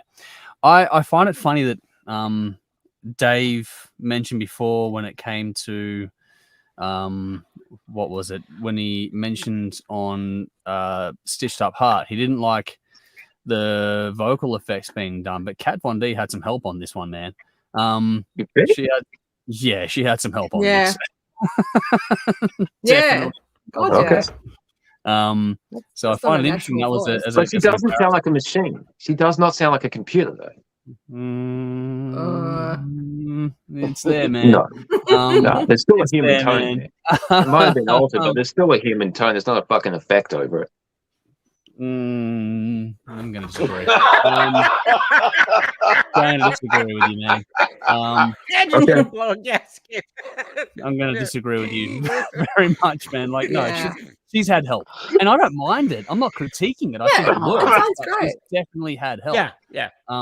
Yeah, compared to the other song, she doesn't sound like a fucking computer. Well, you can't compare it. I think it does mixy. No, I'm going to agree with that. What Belle said there. Okay. I think that I do want to hear this song in the context of the album, because I think it'll make more impact on an album as opposed to a standalone single. I think it has more of a place on an album. But the video works for it. I didn't pick up on all the details that you guys picked up on. It's just not my thing. I don't do the CinemaScope kind of stuff. But I think this is the sort of song that will please, and any and all fans of this band, which it obviously has with Dave and Belle here. They're both fans of the band already. And I think that if you know this band, you'll be very happy with it. I'm not convinced on the crossover value of having a name like Kat Von D on a song like this and how it's going to cut through to the masses kind of thing. It's cool they're doing it. I'm not just, it's a great little thing. It's a good little song. I'm just not sure it's going to achieve massive cut through. But it's She's done a a few good. songs with him before. Sorry. She's done a few songs with him. Yeah. Before. I know there's history there. But it's just a case of just when you wonder. Like, I get in this context there's a relationship, but if you're new to the band or not as over that kind of thing, then it might feel like a bit of a novelty thing. But it's not. There is a relationship there, like you said, but it's just one of those things that, all in all, I think it's worth a spin. It's a good song, nice and dark, slow song that builds to a very fitting end, which I thought the end of it was pretty well executed as well. Yeah, good song. I enjoyed it quite a bit. I think, if you're a fan of the band, you're going to get what you want. If you're not a fan of the band, it's one of those songs that's not going to change your mind in any way, shape, or form. It's just a cool little bit of output for these guys. But like I said, I want to hear it more in the context of an album. I think it's like the third or fourth single or video they've released from this one, isn't it, Dave? It's not the first. They always do lots of singles and videos. I'm glad they're actually doing videos again, not just lyric videos, because they stopped doing them for ages. They do them really well. Used to, which is cool. I'm glad they're doing videos. Yeah, I agree with you, because they were doing a lot of lyric videos there for a while, which is a bit sort of like, okay, with like that one in particular with the chick on the bike, and that was they did a thing there for a while. It was just constant lyric videos. So I'm glad they're performing again on videos. That's cool. But yeah, like I said, this one's more of a late release kind of thing, not a lead single kind of thing for an album. But I think, good song. I liked it. It's just one of those things. Alrighty, let's see. We got to close up. Well, no, I've got two more to go. So Conrad, over to you. I like this. I thought this was cool. It was Wow. pleasant. Oh, wow. I do have taste, I do have taste. No, I thought it was good. It gave me Tarantino movie vibes. Yeah. See this being the sound, definitely the soundtrack to a Tarantino. It's not about it, but I was thinking Natural Born Killers and Bride of Chucky. That sort of thing, you could definitely, or like the likes of what's that film, Dusk Till Dawn. Dusk Till Dawn. You could definitely blood. Or just like a couple of fugitives on the run, kind of stuff from a couple of fugitives on the run from something, Tarantino doing a Bonnie and Clyde. Natural Born Killers. That sort of thing. Yeah, Natural Born But Killers. keep in mind, the song isn't about murder. No, it's not. No, but it gave me that. It works both ways. But it's the kind of thing that would work on a Tarantino movie soundtrack, definitely. Yeah. And also gave me a Chris Isaac vibe from it too. I got a Chris Isaac vibe from it as well. Not just the country and western vibe, which was rather obvious, and the goth thing as well. Like you've got this typo negative kind of sound with a typo negative vocal with this country western vibe. But you also had like a Chris Isaac feel to it as well, which I quite enjoyed because I like Chris Isaac. He's brilliant. Nice. So yeah, I give this 8 out of 10. This is good. Nice. There you go. I'm going to blow a gasket at this rate. Fucking hell. Anyway. The music Nazi likes something. I know, right? Okay. Jeff, well, one more opinion to go. How'd you go with it? Look, I'm not a fan of these guys, the 69 Eyes, because I've never heard of the fucking guys. This Murder Takes Two. So this is without a doubt the strangest song that we've heard tonight. But that's not a bad thing. We've got Nick Cave, Elvis, Leonard Cohen, Johnny Cash, and Chris Isaac. I wrote this shit down. This guy sounds like he's channeling all of them. That's a good thing. In today's music world, being familiar and yet unique and original is increasingly rare and difficult. I love this song. This song, This Murder Takes Two. It's the murder of love. And it takes two people to do it, because it takes two people to fall in love, and that's the casualty of this song is love, and that's what he's referring to. I thought it was a stellar track. I love it. I'm going to take a deep dive into these guys, and Dave, this is my favorite song of all, including my own tonight. Wow. I give this one. This is a 10 out of 10 for me. This is fucking awesome. Yeah, man. I'm going to put you in the bin, Jeff. Awesome. Come on, your song's a lot than this one. Fuck off. I just thought it was so. It's so unique. Like Okay. I've never heard these guys, so I know you guys are old I hats, get you it. guys. Cool. I'm Jeff, For me, Jeff, I'm like, work They don't normally backwards sound from the like new this. album. I'm Yeah. not not familiar. I'm Yeah. not familiar with these guys at all. I'm not familiar with them. I don't Oh. know their stuff. I'm looking Would you forward Jeff, to going to going. work see backwards them? from the new album. Their first album was full on glam rock. They used to be a glam band. They Right. goffed it up about 5 albums in. Oh, okay. Yeah. That's a shame. Right, well, I'm But looking yeah, forward work to seeing backwards. them, and hopefully they'll Alright. do this. Hopefully they'll do this live. It'd be Well, great to see. You know? Yeah, Mm. anyone I'd say out they there will. who's never heard of these guys, get on it. They're fucking good, Wow. really good. And, Yeah. and like I said, I literally wrote down Nick Cave, Elvis, Leonard Cohen, Johnny Cash, and Chris Isaac. Those guys. And Wow. Peter Steele. Yeah, you Type could A negative, man. and you Make could a case even, for if Peter you Steele. really wanted to scrape at the barrel, you could probably even get Jim Morrison in there. Yeah, he's a He's big channeling everything. Jeff. It's interesting. Yuki has a solo album where he Yeah. covers People Are Strange. There you go. There you go. He does a Oh, perfect job. He cool. also In the covers song- Sweet, in Sweet the song- Transvestite. He's sitting From on a Rocky Horror. chair, and he's Not when cool. he's Not speaking, he sounds like Elvis. It's almost like you can hear Elvis. Just Wow. listen to the Hey, song again. Hey, Belle, do you not like Rocky Horror? I can't stand it. It's stupid. Fuck yes! Thank you! Oh, Thank you so much. you can both get in the bin. He's gonna get Oh, married what? now. Why I would got that be? fucking crucified dumb. months ago by all these guys because I didn't like that fucking movie. No, it was not. Thank That you. wasn't it. It was the fucking War of the Worlds. You fucking shit on. That too. Yeah, but I we were remember talking about that. fucking Rocky Horror, but I remember the Wow. disco aliens. That was Oh. awesome. I It was played- real awesome. I played that War of the Worlds in my rock club. Actually, Oh, I God. oh played no. it in my rock club, and they loved it. You It went down a wasted There you go. time, storm. did you? What's It went great down a song. storm. They loved it. Fucking Yeah, awesome. they thought it was Really? great. You didn't get the sack? Shit. It's my club. You can't fire me from my own night. He didn't My tell them. club, His, they loved his, it. his club is They in his loved own, it. It's in his toilet. They loved it. They loved it. Here They we go. thought it was great. The audience loved it. It went down a storm. Yeah. I'm It's sure it interesting, went Jeff. down, man. It's interesting, Jeff, that you Weird. chose Chris Isaac as well. Yeah, for I did. this. Yeah, absolutely. I could Yeah. hear it as well. Interesting Yeah, that both of us found that in it. Yeah, that's absolutely. cool. Yeah. Yeah. Dave, 10 out of 10, fucking awesome. Great. Wow. Thanks, man. All right. Seriously, go through their albums, man. You're gonna love I a lot will. of this stuff. I'm gonna. All right. Cool. Well, let's see what I'll the check audience out them. say.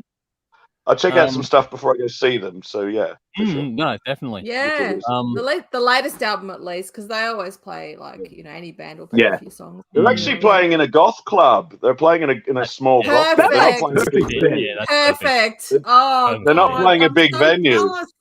Yeah. They're not playing a They- big they venue. really Playing like don't. a small goth club. So it'll be good. I look Yeah, forward to it. it'll be I'd fun. love to see They're so good. They're a patch-worthy band for me. Yeah, Oh. I gotta get one. Wow. I was checking out their merch, and they got gloves with skull bones on it. That's fucking cool. They've got so many cool T-shirts as well. All right. We got a few comments here. Darren says, "Nope, does nothing for me." Oh, dude. Hang on. Flip side though. There's cool track gives me Johnny Cash vibes. So we're getting more Yeah. of that now in this one. Yeah. Tuff says that lady has some kick-ass tats all the way down. Oh, her I arm. know. Holy testicle Tuesday. That's a lot of ink. Great. A lot of Yeah. blacked outing too. She's Um, a what's it called? She's a tattoo artist. She's on the Yeah. LA Ink show. She dated Yeah. Nikki Sixx. They were dated for a long Yeah, time. she's had some controversy recently as well. So she's an interesting character. Wasn't Um, she a burlesque? Was she a burlesque dancer? I She might don't have know been. that much about her. I can't say. I don't know. know. I'd have to She Google. I looks know she's an awesome. artist. No, I'd I've love got for her her to confused do with. tattoo on me. I've So got would her I. confused with. I got her confused with Data Von Teese. Sorry. Ah, yes, okay, yeah. That I got it yeah, that I confused. get. Yep, cool. yeah, I'm with you. I got it Yeah, confused. Sorry. Oh, cool. still, I would. Nicole says great cafe music would be nice to have on in the background. Nicole. Tuff This says is classic. very Johnny Cash vibe going on. Interesting find, but also Yeah. better than my milkshake brings all the boys to the yard. So there we go. Mel's here. Good to see you. Dave's credibility just got slaughtered by Bell and Andy. So there we go. When I was talking about the help in the studio. Michael said this track wins for me this week. Dave, like overall, like the video is well shot, but pedestrian lacks creativity for the style of the track. So the track wins, but the video not so Ooh. much. So there we I go. thought the video was pretty cool. It Yeah, I liked fits the the video. vibe. Yeah, was liked well it. done. It suited. This is goth and roll, baby. That's a good call. Goth man. and roll. Yeah. That's Goth the and shit roll. right there. Yeah. Vinny, morbidly relaxing. Would be intrigued if there is any personal backstory to this, sort of like an up-tempo version of Nick Cave and Kylie Minogue. That I is an was interesting thinking that. comparison. Yeah, I was thinking that. I agree, There we Vinny. go. Nicole says we're thinking Dust Till Dawn as well. Michael said, "Oh man, Dust Till Dawn, Natural Born Killers. This video is like those." You guys kidding? I would have liked to be interesting like those films. So I liked it to be interesting like those films. Ooh, The video is getting some heat. The song Ouch. not so much. The video is getting some heat. The video is Video's subtle. cool. It's Yeah, subtle. That's what it needed to be. It's just, nice. it just does what it does. Yeah. Yeah, it's all it has to do. Darren's going to Rowan. correct you, Dave. He's gone, no, Dave, you're crapping on that Frankenfurter. Frankenfurter. So Yeah, that's what no. Vinny That was got. months ago. That was that guy in that Oh. video that Conrad posted, the guy with the long Yeah. hair. It looked like Frankenfurter. Yeah. Yep. Michael What? says Dave likes waxing parties, not Frankenfurter, as far as I can make out. So there we go. And Darren says Kat is a lot of different things. That's true. She had a very diverse career to date. Alrighty, let's have some fun now. Move on to a different. While Dave goes and gets a drink, which is pretty because we need him here. We're going to try and fill some space for a minute here because we did introduce a few weeks back, and it's probably a good thing that Dave jumped out actually for the first one of this because we did introduce Who Am I, and then Dave went and just spoiled it and guessed it on the first go. So the concept here is that how many clues have you got, Jeff? Is it 10 or more? Let's see. I got 1, 2, 3, 4, 5, 6, 7, 8, 9, 10.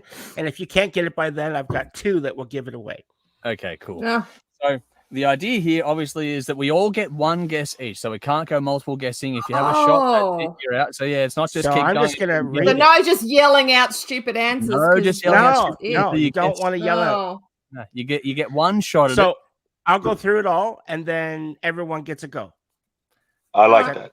Yeah. Is Yeah. that what we're doing? Yeah. Okay. Or if someone feels super confident, they can go early, but once they've gone early, they can't. That's it. All They're right. out. Well, I won't be able to see you, right? So I'm going to have it up in front of me on my computer. So Andrew, if someone puts their hand up, I'll stop. You tell me. Cool. Alrighty. Let me hang on. Sorry, before we do start, there's got a couple of comments here. Tough says you guys should hide when he does that. See what he Might be does able to. when Dave runs out. But Jamie here has gone, when are you guys getting to get together in the room again like the old days? Jay, good to see you. Thanks for That'd the be nice. question. I know you've asked this before on the That's a bit page. tricky. Nice. I'm going to tell you now it's not happening anytime soon because Bell's in Tasmania, Conrad's in London, I'm in Queensland, and Jeff and Dave are in Melbourne. Yeah. So not anytime soon. I hate to You break guys are it. going to have to come to London. Yay! It's one of those things where once everything happened over the last few years and it became harder and harder for everyone's schedules to line up, and we had this system here that worked, and so we just doubled down on this one. I know that people sometimes miss the old vibes, but just logistically speaking, it's incredibly hard to make that happen, and it's been hard to make that happen even before everything happened over the last few years. It's just getting everyone's getting more and more time poor, so getting everyone to come out to film in a room when we can do effectively the same job as we are here, it's just been, we found it to be a lot easier to do it this way. And then obviously now with all this being in different states and different things, different places, different countries, then yeah, unfortunately, it's one of those things where we will try and do things in person where we can, but just can't make any promises at all because we all live in different places. It's just the way of the world, unfortunately. What do we got here? Tough says you need to go fund My Heavy Metal Ass fundraiser. Well, we'll see how we go with that one. All right, but Dave's back, so we filled that space nicely. So Dave, I need you to listen. All right, Jeff, I will help you out. When someone wants to make a guess, I'll let you know. But so it's who am I now, Dave? Jeff's got the questions, but you get one guess, man, and don't have to guess early. Just whenever, if you feel super confident, let me know and I'll let Jeff know to pause for a second. Put your hand up or something. Yeah. And I'll let Jeff know to stop for a second. But so if someone really wants to have a go, just say, hang on. Actually, what we should do, because Jeff, you've got audio. So if someone really wants to have a go, just say to Jeff, hang on a second, I'm going to have my guess. But you get one guess only. Once you've shot your shot, that's it. So you're out after that. If you're wrong. You have one guess. If you get it wrong, you're done. If you get it, it's you're playing to win, basically. So no. All right. Can I just clarify a detail on? Yes. Yeah. Like, is it an album? Is it a band? Like, or is it either? It could be any. I'm just not sure what I need to be thinking about. You will know by the first question. The first clue will be The first I'm a question band or- will tell you whether it's a band, an artist, an album, or what. Yeah, you'll know. Yep. All right. All right. And So no does one's going to get anyone- it the first question anyway. Yeah, we'll so see. if someone gets the first question, fuck, I'm done. That's it. Then I It's won't like- feel so bad, Jeff. I'll tell you that right now. I won't feel so Okay. bad. Well, fuck it. after I read the first, no fucking Google either. No Google. No. We can't sit here and cheat on our computers. It has to be just on top of our head. We'll sit here holding our hands up. Yeah, let's see how we go with this one. But all right, are you good to go, Jeff? I'm good to go. Let's do Jeff's edition of And, Who Am I? what about the Opening audience? What about the audience? Can they call it? Can they call it before us? They can, but I will go They through and can. see which we'll see. But I don't want to scroll through the comments myself and spoil it for myself. So I'll do it. Yeah, because I'll Andrew, see- someone could get it and you could read it and go, yeah. and then I can, that's but- But after we've gone Then and you've we'll gone go through the through, and comments, whoever gets it right in the comments first will get bragging rights, basically. yeah, So we'll go- absolutely. And if they get it before us, if they've even timed it before us, Yeah, because I can look at the even time. better. Yeah, Yep. timestamp. Yeah, that'd be cool. Nice. That'll be interesting. Alrighty. So, with Yeah. any further ado, let's put the game over in Jeff's hand. Over to you, my friend. All right. Thanks, guys. All right. Who am I? I was born on Staten Island, New York in 1961. I started playing guitar at the age of 13 in 1974 and started a cover band called Dreamer that same year. But the band that I'm most well known for formed in 1983 and was part of the glam metal scene until we eventually broke up in 1991. I went on to form another short-lived band shortly thereafter called Civil War, but it never amounted to any album release. During my career as a guitarist, I was known primarily for playing ESP and Steinberger guitars. Also, during my career, I was constantly, annoyingly compared to Eddie Van Halen ad nauseum, to which I appreciated from a praise standpoint, but it wasn't really accurate at all. The guitarist who I had the biggest influence on my life and my playing was KK Downing. In 1984, my band was signed to Elektra Records, and we went into the studio to record our first album called Fight to Survive. But Elektra was unhappy with this and refused to release it, and as a result, dropped our contract. Just before we were signed to our major breakout album with Atlantic, the band that I was in had a small cameo in the 1986 film The Money Pit, starring Tom Hanks. I've got a In- phone, but I don't want to go early. Yeah. In the September 1989 issue of Guitar World, I was honored to grace the cover of the magazine for the first time. In 1992, I left the music industry altogether and moved back to Staten Island to take care of my ailing father, who would unfortunately pass away in 1997. What? In 2007, I came out of my self-imposed exile and gave my first public interview since 1995. That interview was with Eddie Trunk. I know. Oh, if I can get the name in my head. I know. All right. I think Vinnie I might Vincent. have an idea who this could be. Vinnie Vincent. Yes, that's who I was going to say. That's my guess. So your guess is Vinnie Vincent, and Yep. Conrad, you're saying Vinnie Vincent as well? Okay, I'm going to go with Vinnie Vincent. Yeah. All right. Well, you're both wrong. Okay. Shit. Sorry, guys. All right. So that's between you, Yeah. Belle, and Dave. How good is Dave? Oh. How good is Belle? I'm not going to get this. I'm not going to get it. Well, you will, because the next I've literally read 10 questions, and so the next two, if you don't get it here, you guys suck. I'm sorry. Fair call. Okay, hang Fair on. call. If if the next two don't get it, can me and Andrew have another? We can have another crack. We can reset. But what I would like to do actually is probably see if the audience have beaten us to it before Jeff gives it away. So, fair enough. We give it to the audience. Yep. Okay, so I'll read the next two questions, and these ones will give it away. All right. Our first album on Atlantic Records came out in 1987 and was named Pride. Eventually, we had 2 top 10 singles. Wait. Damn it, I know who this is. When the Children I know the Cry. band. Oh, shit. I know exactly who this is. I know the band. I don't know the album. guitarist. All right. Their follow-up album was called Big Game, and that came out in 1989. And we supported Ozzy on his No Rest for the Wicked North American tour. Who am I? No fucking idea. Well, I know the band.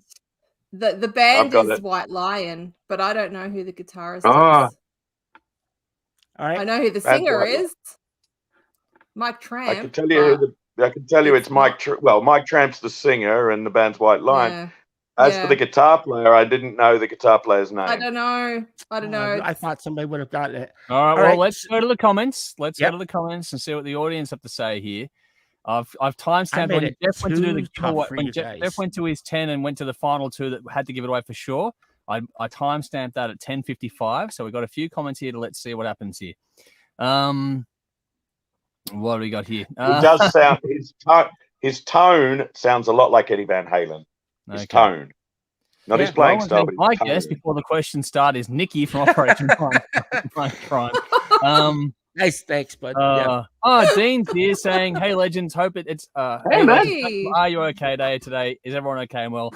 Hey, mate, Dean, I'm okay. We are all doing well. Hopefully, you are too. Please do check in on those that you care about and just touch base with everyone just every time. Not just on a 1 day a year thing. Make it a regular thing. Just to touch base, check in with people that you're near and dear with, just as a thing to do there. Because it's usually, I find that as this day in particular goes on, people get more and more upset by it. In some respects, those that do have trauma, this is way off topic, but as a general rule, if you just make it a conscious effort to check in on people from time to time, that is when you're going to catch them more at their lowest, as opposed to a day like, it's a good reminder day, but if you can make it a habit more than a remember on a 1 day a year, then we'll all be better off overall. But hopefully you'll keep more, mate. Good to see you. Thanks for touching base and checking in. We're all doing well. Hope you are too. Guy has gone CC DeVille. Nope. No. Jeff. Yes. What? Or am I still here? No. Okay. Oh yeah, you're still here. Yeah. Cool. You did freeze there for a second. Yeah. Cool. Jamie's gone Don Dokken. No. Vinny says Richie Sambora. Wow, we're getting some wild names in here. Nicole said Jason someone. Jason Becker. Nope. No. Guy says no, it's Dan Spitz. No. Nope. Jamie's gone Vito or Vita. I don't know his name. I'll give it to him. Vito.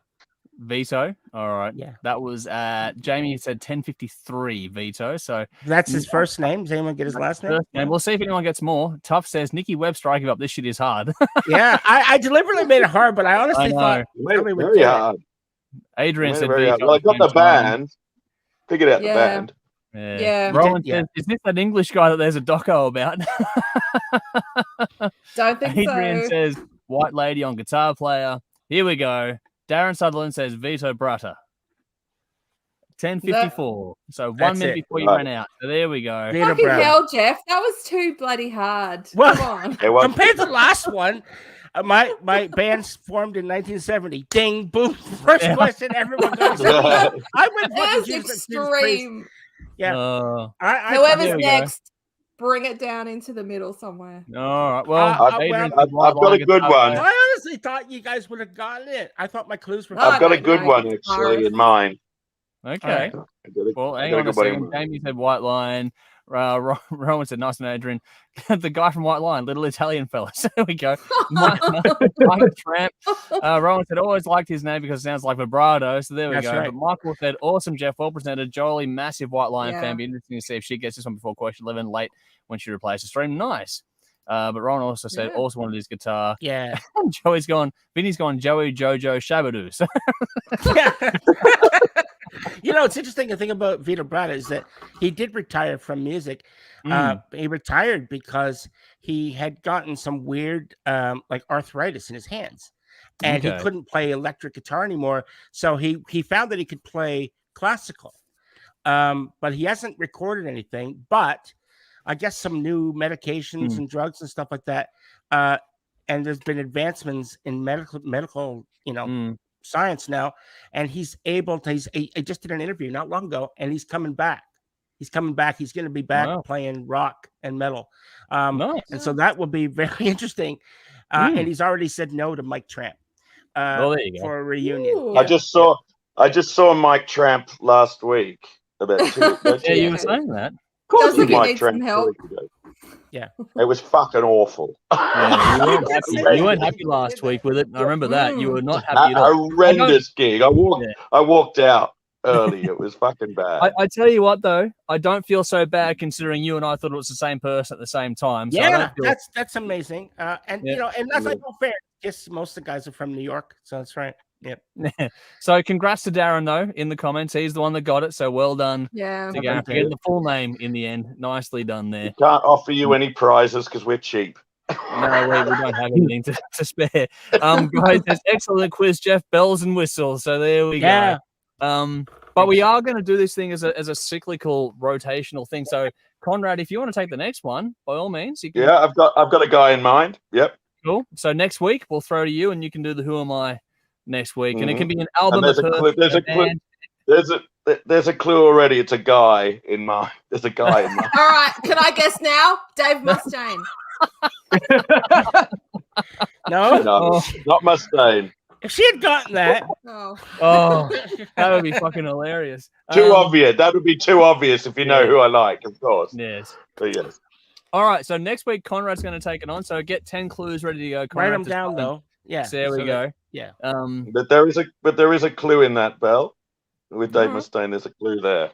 Oh, Thank you. Jeff Now you're Young. giving it Already away given out a too early. clue. You're going to give us a week to think about it. Don't do that. Yeah. All right, let's move on to our builder collection now. We started off in 76. We're going to go through to 85. And we're going to, this time around, do the year 1978. We did 77 last week, and we had some interesting results out of that. So just to clarify, in the first round, Bell and Dave both had Thin Lizzy. In last week, Dave chose Aerosmith, Draw the Line. Conrad had AC/DC, Let There Be Rock. Jeff had Meatloaf, Bat Out of Hell. I had Fleetwood Mac, Rumors, and Bell had Foreigner, self-titled album. So the rules for this are simple. We're going to pick one album each from each of these years, and in our individual lists, we cannot double up on the same band. So if you've taken a band, you can't use that same band again in your discography here, your collection. And once an album is taken from the year, no one can retake the same album, obviously, because that would defeat the purpose. But just to recap, at the end of the first round, I was in front with Destroyer, and then we had Jeff in second, we had Dave in third, Conrad at fourth, and Bell in fifth.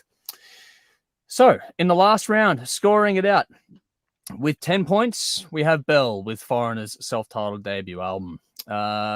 With 20 points, Dave, for as much as you were contentious about things, Draw the Line got you 20 points. So he came in fourth last time around. I'm happy with that. Yep. Third and second were actually really, really close. Bell did the, again, thanks to Bell, as she does every week, for putting together the results for us to go through and count it up. So a big thank you to Bell for making this very possible, because it makes it a lot easier for me to sit here and read it out versus do the counting. Bell, you're a gun, so thank you so much. But yes, third and second, very, very close. So coming in third with 30 points was Jeff with Meatloaf's Bat Out of Hell album there. I'll take it. Yep. Second was me with Fleetwood Mac, Rumors. I actually went better than I thought, so I'll take it, which means the winner of last time round was Conrad with AC/DC's Let There Be Rock. Wow. So Yeah.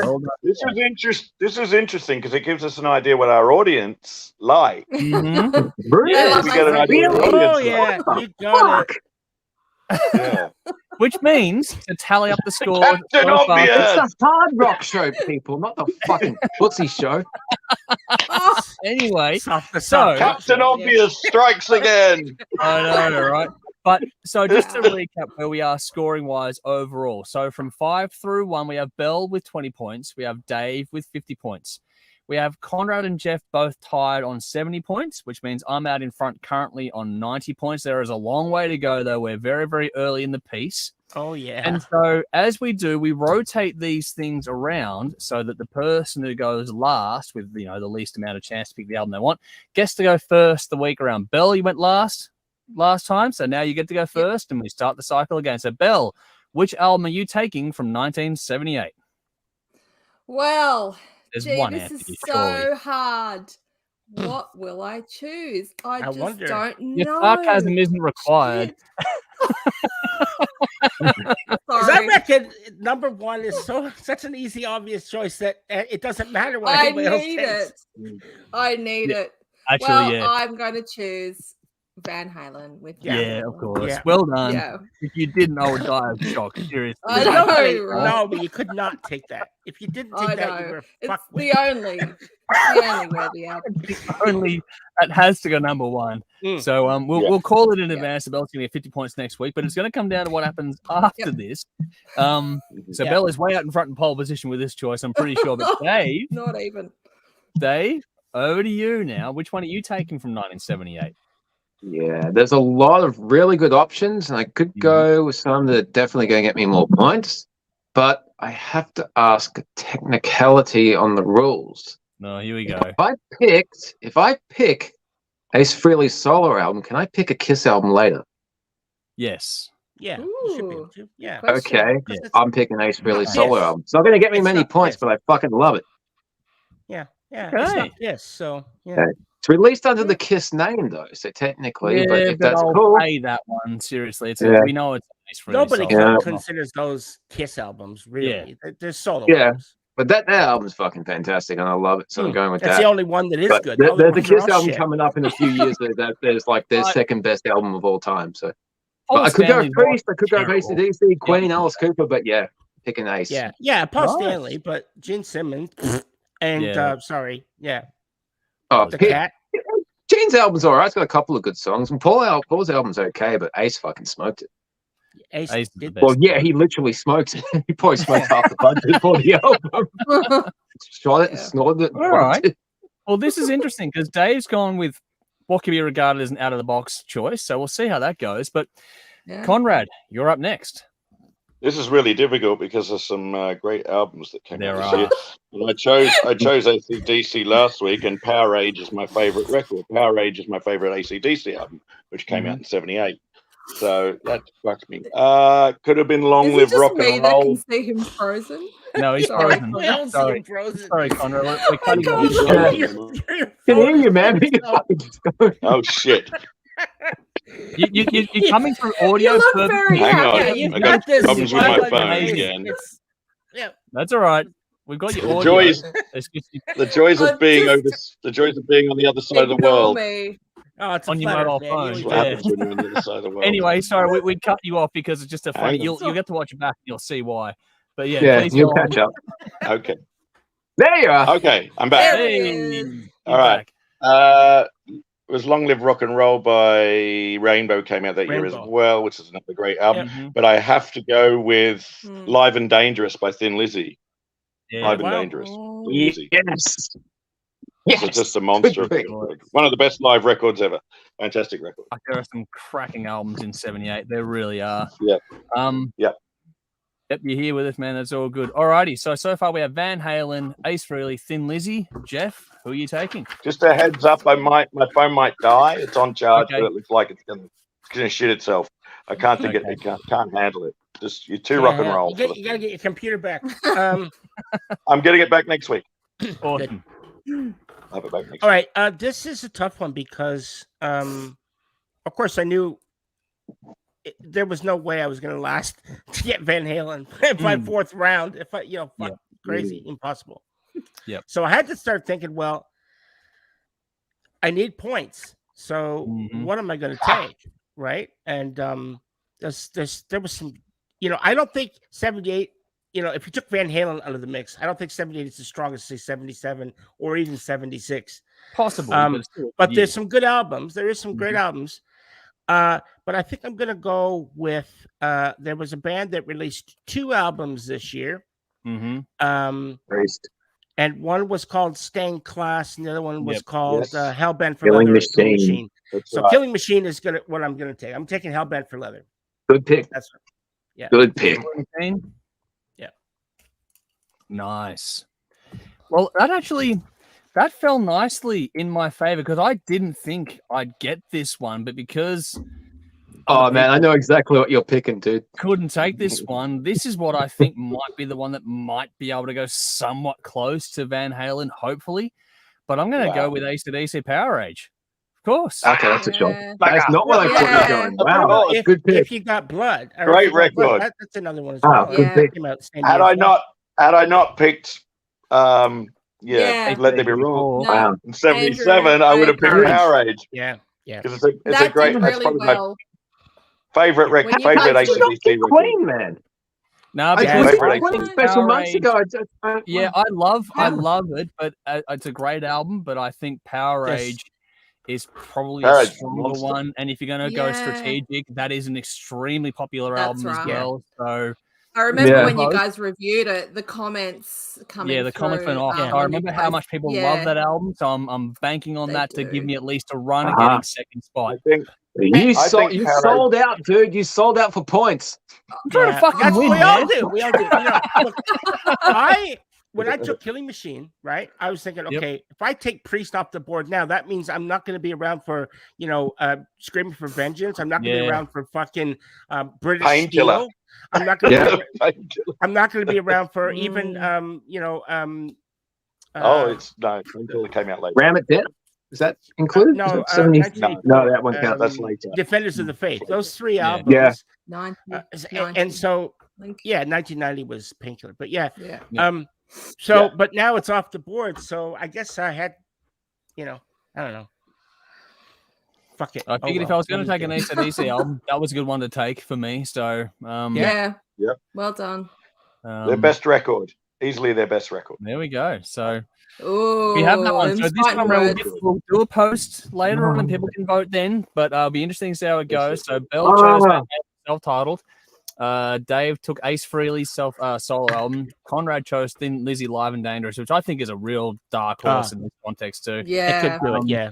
Jeff had Judas Priest Killing Machine, which again is another one that I think will get votes, and I had AC/DC Power Rage. So I think first place is well and truly decided, but we'll see what happens with the rest of the rankings after that. It's going to be really interesting to see how it goes. And next week's going to suck. I'm going to kick myself in the head now. 1979, Thin Lizzy, Black Rose. Why the fuck did I go Thin Lizzy earlier? Damn. Yeah. See, that's the thing. That's the problem with taking a good band early. That's Yeah. why I made sure I could still pick Creatures of the Hang on. Night. Sorry, Now, if Conrad, anyone you picks want that in 82, I'm going to be very upset. Yeah. You've Time out for a just, second. That's No, obvious. If you know me, you know it. Hey. I would love Conrad's to take trying to get in. Screaming Hang for on. Vengeance. What's up? Can't. What? Sorry, I'm just saying. I'm giving you a heads up. My phone could very well die. It's gonna fucking die. It's gonna shit itself. We Do you wouldn't want be to probably surprised. throw in? Do you want I'm to probably gonna say throw in- goodbye. Quickly. Conrad, When I DAD die, I or won't be able to Nightwish? come back. I won't be able to come back. Is it DAD Nightwish or Nightwish? DAD for you? Oh, DAD. Okay. No fuel left for the Pilgrims. Absolutely. Nice. Yeah. All right. At least we got that there as well. So we got your vote on the You're record. wrong. Here we go. Which way are you going, Dave? Oh, I wonder which way. Shit. But anyway, Yeah, I wonder in why. case you don't, whenever you do drop out, it's been awesome to have you here again, man. So thank Yeah. you for jumping in, and it'll Thank be good to you. get back on your laptop next week too. So I'll have my Yeah. laptop next week, and I won't drop out next week, and I'll have a song for you as well. nice In the week. Awesome. Looking And forward. Awesome. that thing, that quiz. So, who am Who am I? I? you Who got- am I? you got Oh, yeah. Yeah. So, I'll have a question Big for you weekend. all. Because if you I'll forget work on that yours, as well. we'll have to go to a backup, which I've got other ones written. So Okay. Oh, wow. I'll have one. I'll have one I written did a for bunch. you. I did a bunch. just for the record, this is going to be rotating. So Dave and Bell, if you want to do some notes and get one prepared, then by Yeah. all means, get yourself And one ready to go. Mm. If you can't think of Okay. anything, I accept I Okay. PayPal, promise it won't be Wednesday, Friday. Bitcoin. Some fun. All right. we'll get some comments here quickly before we go. Wow, we got some thoughts here. Jesus. What do we got here? Wow. Okay, cool. Yes, excellent quiz. Vito is a great guitar player from Adrian, so there we go. Guy said yesterday was Mustaine's birthday. Go there. Happy birthday, Dave. Rowan says, my guess for Conrad starts asking questions, Mike Tramp. Dean says, woohoo, let there be rock. Adrian says, good choice, Dave. Adrian says, I love Ace Solo, my favorite album of the four. Nice. We're getting some love for this one. I saw Ace just a month ago as well, Adrian. Nicely done.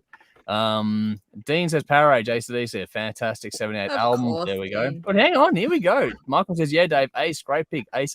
Fuck yeah. Getting some love. I know. You're going to win. How good is that album, though? Right. But Darren's gone. He's talking, but his mouth ain't moving when Connor was frozen before. No. Ben Campbell in 1978. Then Guy says, I'm on the Thin Lizzy wagon. Adrian says, good day, Conrad. Nicole says, Thin Lizzy this round. Dean says, sitting on highway to hell for points next to someone who hasn't got AC/DC yet. Nicole says, goodbye if the phone dies. Conrad and Michael says, this round is hard as 77 round for me. All crackers, the other albums you all mentioned, all my collection, old vinyl, then CDs, which is nice done there. Wow. And just for the record, just for everyone's little posterity here, Jeff Wayne's War of the Worlds was also released in 1978. So just so you know, I was gonna ask about. Well, you should have picked it. It Then, would Andrew. get no love, unfortunately. Yeah. picked it. All right, time to get on to the main event of the evening. I'm going to put a couple of reference tracks into the comments now, just for everyone to have. They are in the description box as well. But we're going to move on to our King of the Riff, which is going to be between DAD and Nightwish. So the reference tracks are Sleep My Day Away and Nemo this time around from Nightwish. So we've got a couple of ones here to go through. This is a well thought out little routine here. We've gone through this one a few times now. We've gone through everyone once except for the top two seeds. Next week will be the other of the top two seeds. So DAD is making its first appearance while Nightwish is making its second appearance here tonight. I think everyone here knows these albums relatively well in some way, shape, or form by now because we have had a chance to listen to at least Nightwish, and I think DAD would be one that people have spent some time with over the years anyway. But it was funny enough, Conrad, because you were going to go first anyway, so we know we got your vote, but did you want to elaborate on the why? Just, I think it's such a nice, certainly Sleep My Day, No Fuel Left for the Pilgrims, great, just a great iconic rock record, really good, fantastic. When it came out, I mean, it was so big. I mean, the Wide World of Sports, Nine Wide's World of Sports used it for their theme. It was a great track. And that's what hooked me. That's what got me into them. I was like, who's this? When I heard it as the theme for Nine's Wide World of Sports, I was like, surely it's not written for the fucking show. No. So I looked it up and found this band, and it just got me into them. And I thought they were great. And I've seen them many, many, many times live, as I've seen Nightwish many, many, many times live as well. And both of these are very hard to judge because they're both very different to one another. I mean, Nightwish maybe musically might be a bit more better musicians, quite possibly, but I just think the songwriting on this record is just fucking great, and it's just a really good. It stands up. It hasn't aged at all. And just seeing them recently in Melbourne at Max Watts, I think it was at the beginning of the year or the end of beginning of the year, I think it was. Yeah, earlier this year. Yeah, they were fantastic. They were so good. So yeah, they were just brilliant. I mean, Nightwish stunning live as well. Big production values, bigger show, but both live just as good as each other for different reasons. Great record, just strong songwriting, and it stands up. It hasn't aged at all. I don't think it's aged a day. So yeah, that's why I think, and it just doesn't get the love it deserves. And I think that maybe Nightwish gets a bit too more praise than they just. Don't get me wrong. I think I like this record. I like Nemo a lot. It's probably their Nightwish's most big commercial breakthrough for them. That was their biggest record. But Taja's got a head up a bum. She's a fucking bitch, fucking princess diva. She slagged off Melbourne. Well, she slagged off Australia. She can go get fucked. Get over it, dude. Judge it on the music. Judge it on the music. Fantastic. And it's very difficult. It's like apples and oranges on this one. Really difficult. It's very close, but I think No Fuel Left for the Pilgrims just gets it over the line, because I just think it's a great record. It's just really legendary album. Underrated, very underrated record. Should have been way bigger than what it was. Cool. There you are. Yeah. Nice. All right. Well, we have that That's one my there. rant. We've gone through before, but we'll My see how rant. long Conrad lasts if he has to watch through the Conrad. top. But this is round 5. Only one album goes through, the other album goes home. And it's kind of fitting in the random draw I did earlier on that Dave now gets through a tour. So I think we know which way you're going to go. Let us know. Yeah. Well, give me my 10 minutes and I'll shut the fuck up. fuck. Oh, God. This is going to drain my phone. It's going to drain my battery. I will try not to drain your phone, but some things just make me smile for no reason. I'm sorry. DAD, Disneyland After Dark. No Fuel Left for the Pilgrims. I can remember when this album was released, it got advertisements during primetime TV. Being a big Guns N' Roses, hair metal, MTV fan in like 89, I thought it was cool. The video for Sleeping My Day Away was constantly played on MTV. The cassette tape came with special edition stickers. My friend had it. I got a TDK copy of it.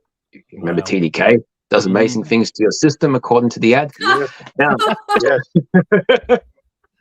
now, Sleeping My Day Away is a cool song. I love the clean tone against the distorted chords. That was an excellent fucking choice for a single. The next 4 or 5 songs are good, but after that, this album has always lost me. The B-side, it becomes a bit same, which is a shame, because every time I put this on, it starts with Sleeping My Day Away, and then the next 4 or 5 songs, like, why don't I listen to this album more often? And it hits the halfway mark, and I'm just like, I'm looking for something else to listen to. But they are an awesome band, and there is more to this band than the cliched hair metal lyrics and riffs that most bands were doing in 1989. They had a lot more substance. There's more to this band than that one song and this album, so check out further into their career. But yeah, this is probably not even their best album. Even It's a Jesper's shame they solo career is good, man. Like Jesper's solo well, career is he's fantastic. that album he had a few years ago was fantastic. Now it's a shame this got lumped in with the hair metal bands of the late 80s, because as I said, there's more to him than that. It's also a shame. Bye, Conrad. Sorry, I did drain your battery. I will do better in future. I think he knew that I was going to talk about Nightwish, and he's lying, and he literally left on purpose so he didn't have to listen to my bullshit. Distinct possibility. Yeah, he knows what I'm like.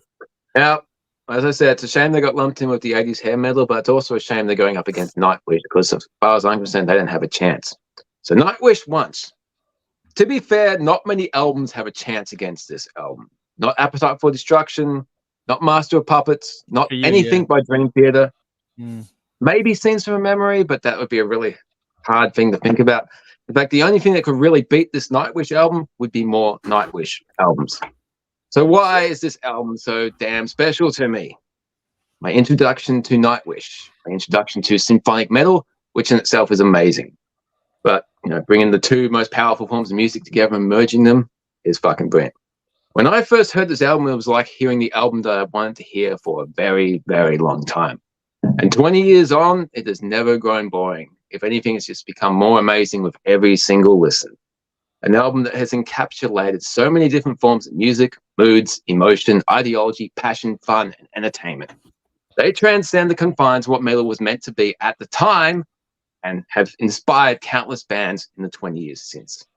While it still maintains their Finland identity, you can tell they were aiming for a global audience. And I'm not just talking about trying to crack America or any specific country. They're writing songs and lyrics that can connect with any human on this fucking planet. These stories and themes are global. But then it goes even larger than global. There's a spiritual element in here as well, whether it's biblical or your connection to the earth or the wider universe. This is a fucking powerful album. You got mythological stories, you got inner exploration, you got conflict, biblical questions, universal explorations, past, present, future, local, international, global, spiritual, universal. It questions things both simple and complex. You know, it's for anyone who's ever looked up at the night sky and known that we are a very fucking tiny aspect in the universe, and that known history is a very small part of the Earth's existence, and there will be life long after humans are gone.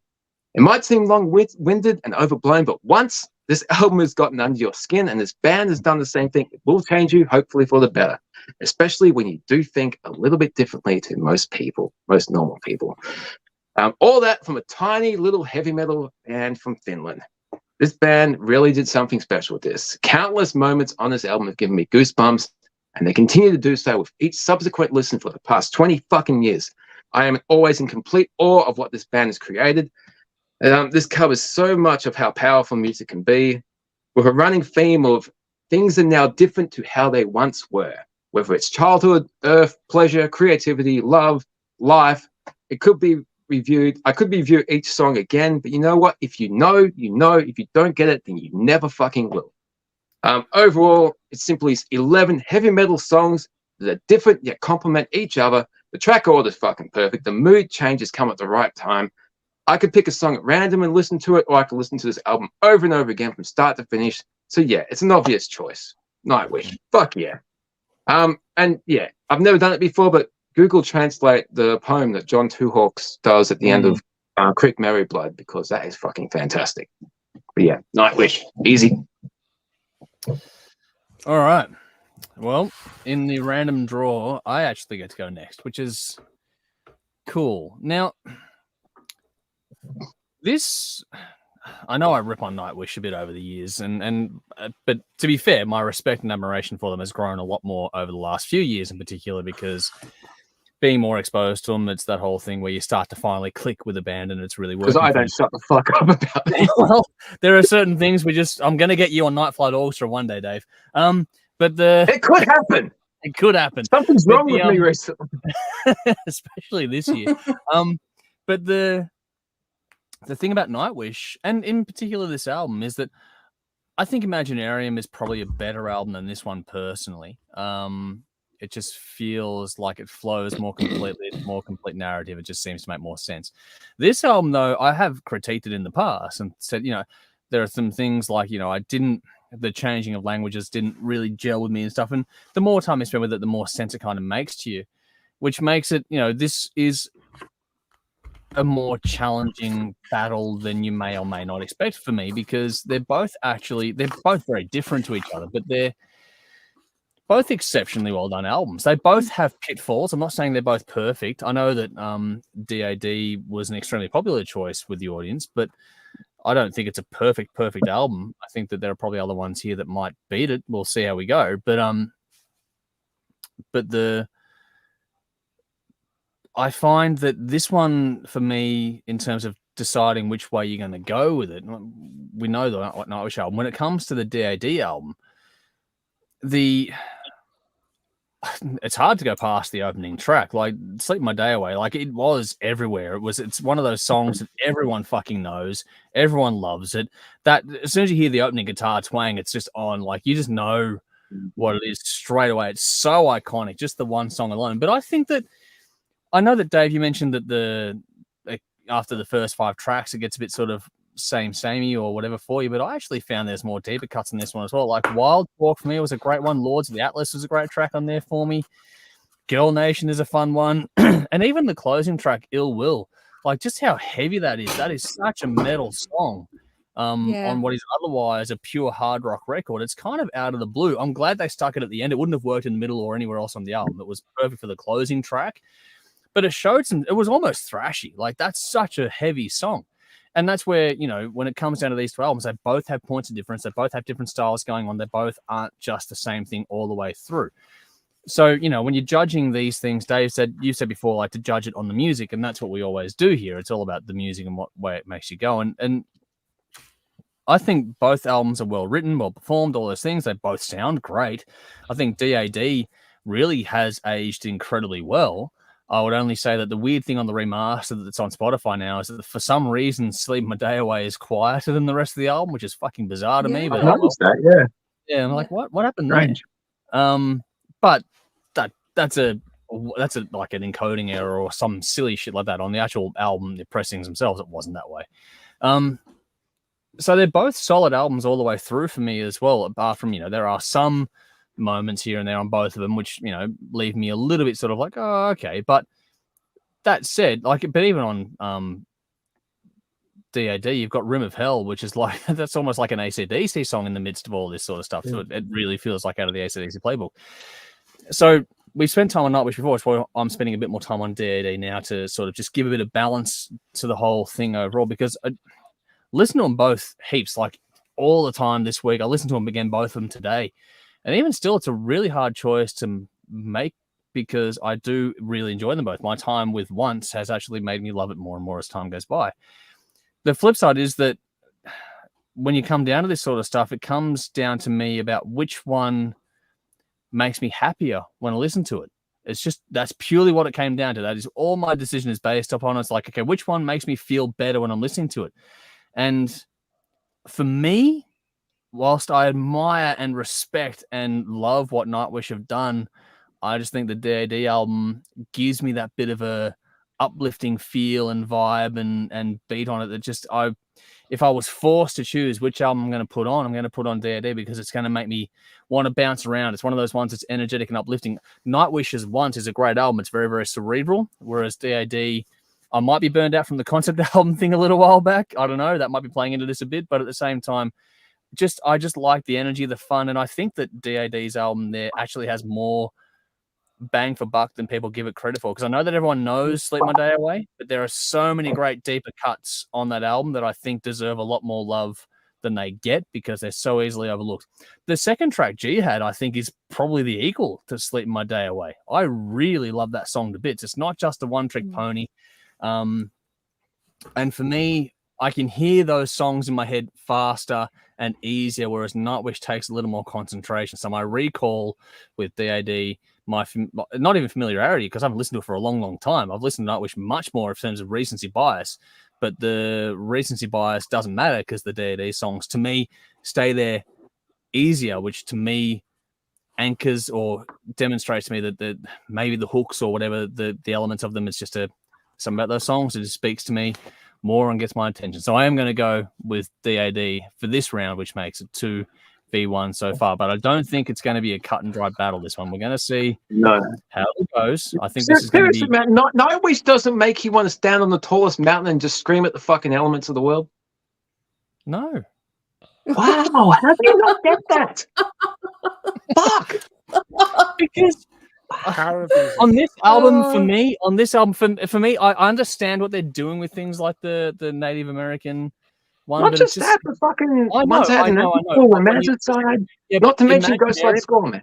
Imaginarium does that for me more than this album does. I would have a very hard time rating Nightwish albums in order of how much I love them. But fucking, like I said, once this band gets under your skin, once it gets under your skin, man. Imaginarium, that one, that's a blinder.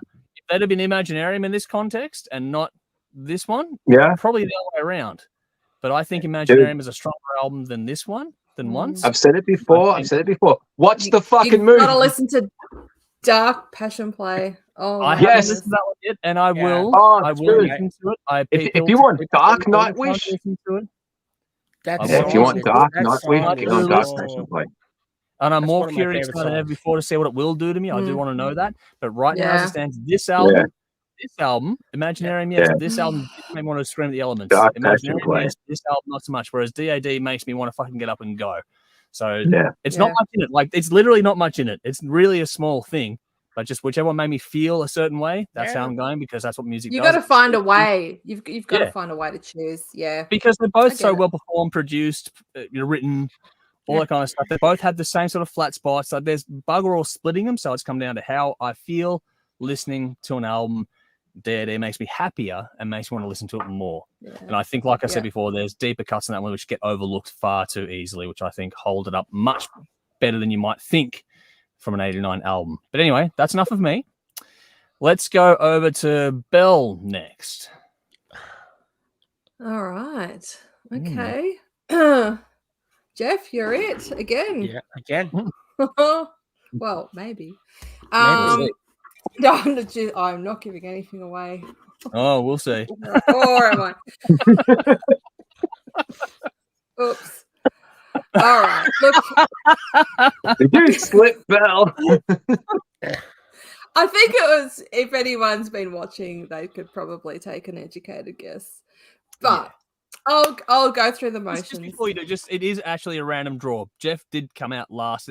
I do randomly draw the order. Yeah, I'm amazed that I didn't realize you were doing this. I thought you were just randomly going, oh, which way would this play out better, and just selecting us Just let it go. on the night. Embrace the chaos, Bell. That's It's what I do. cool. It's cool actually because it keeps It it. is cool.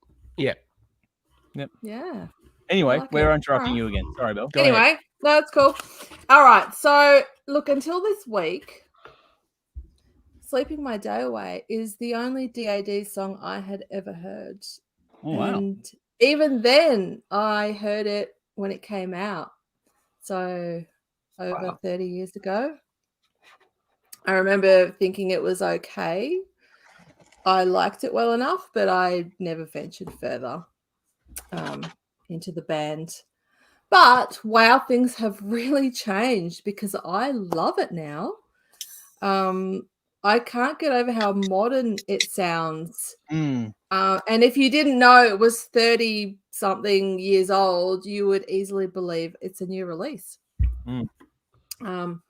As I said, it was my first time hearing this album and I was surprised by the style, actually. I didn't realize they were straight up hard rock, like Aussie hard rock. They remind me of bands like The Angels, The Screaming Jets, Rose Tattoo, and of course AC/DC. I had no idea that that was their style. I don't know why, but back then I made the assumption they were like some kind of melodic hard rock band, like Giant or Bad English, someone like that. Not that there's anything wrong with those bands. Yeah, I don't know. I just maybe they're I think the market was flooded with bands like that at the time. And I think I was already getting into heavier stuff then, so I just didn't bother delving. I can't remember what I was thinking when I was a teenager, but I'd assume that was the reason. Anyway, I couldn't sit still while I was listening to this. I can absolutely see why it got so many votes in the polling. I get it now after listening to it. Awesome hard rock. And the appeal is easy to see because it's really accessible. It would appeal to metalheads, hard rock fans, and even just rock pop fans. Definitely. I feel like listening to this album has reinvigorated my love of this kind of arm of hard rock. I don't really listen to this style a whole lot, but I really love it. So I don't know why. I think, Andrew, you said once there's a lot of music out there, so it's hard to kind of get to everything you want to. So I'm just not in that zone at the moment, but I really enjoyed it. That's the beauty. Yeah, it'll be there. So I haven't sat and read through all the lyrics, but some of them popped out enough to make me think, wow, that's cool. Like the lyric, they throw the best damn parties at the rim of hell. Oh, Lord, let me live to tell. What a great lyric. That's cool in a lot of ways. But also lyrics that made me go, hang on, did he just say what I think he said? Like in Siamese Twin, she's a 6-hole golf course. Ooh, I need her. It's good. Like, wow. I was actually crying laughing once I affirmed that was what he actually said. So yeah, props to them for that. That's a great lyric. And no one else and that's song, like and the whole song. That lyric. Yeah, maybe they inspired Steel Panther to do what they do. Far out. No. Worthy.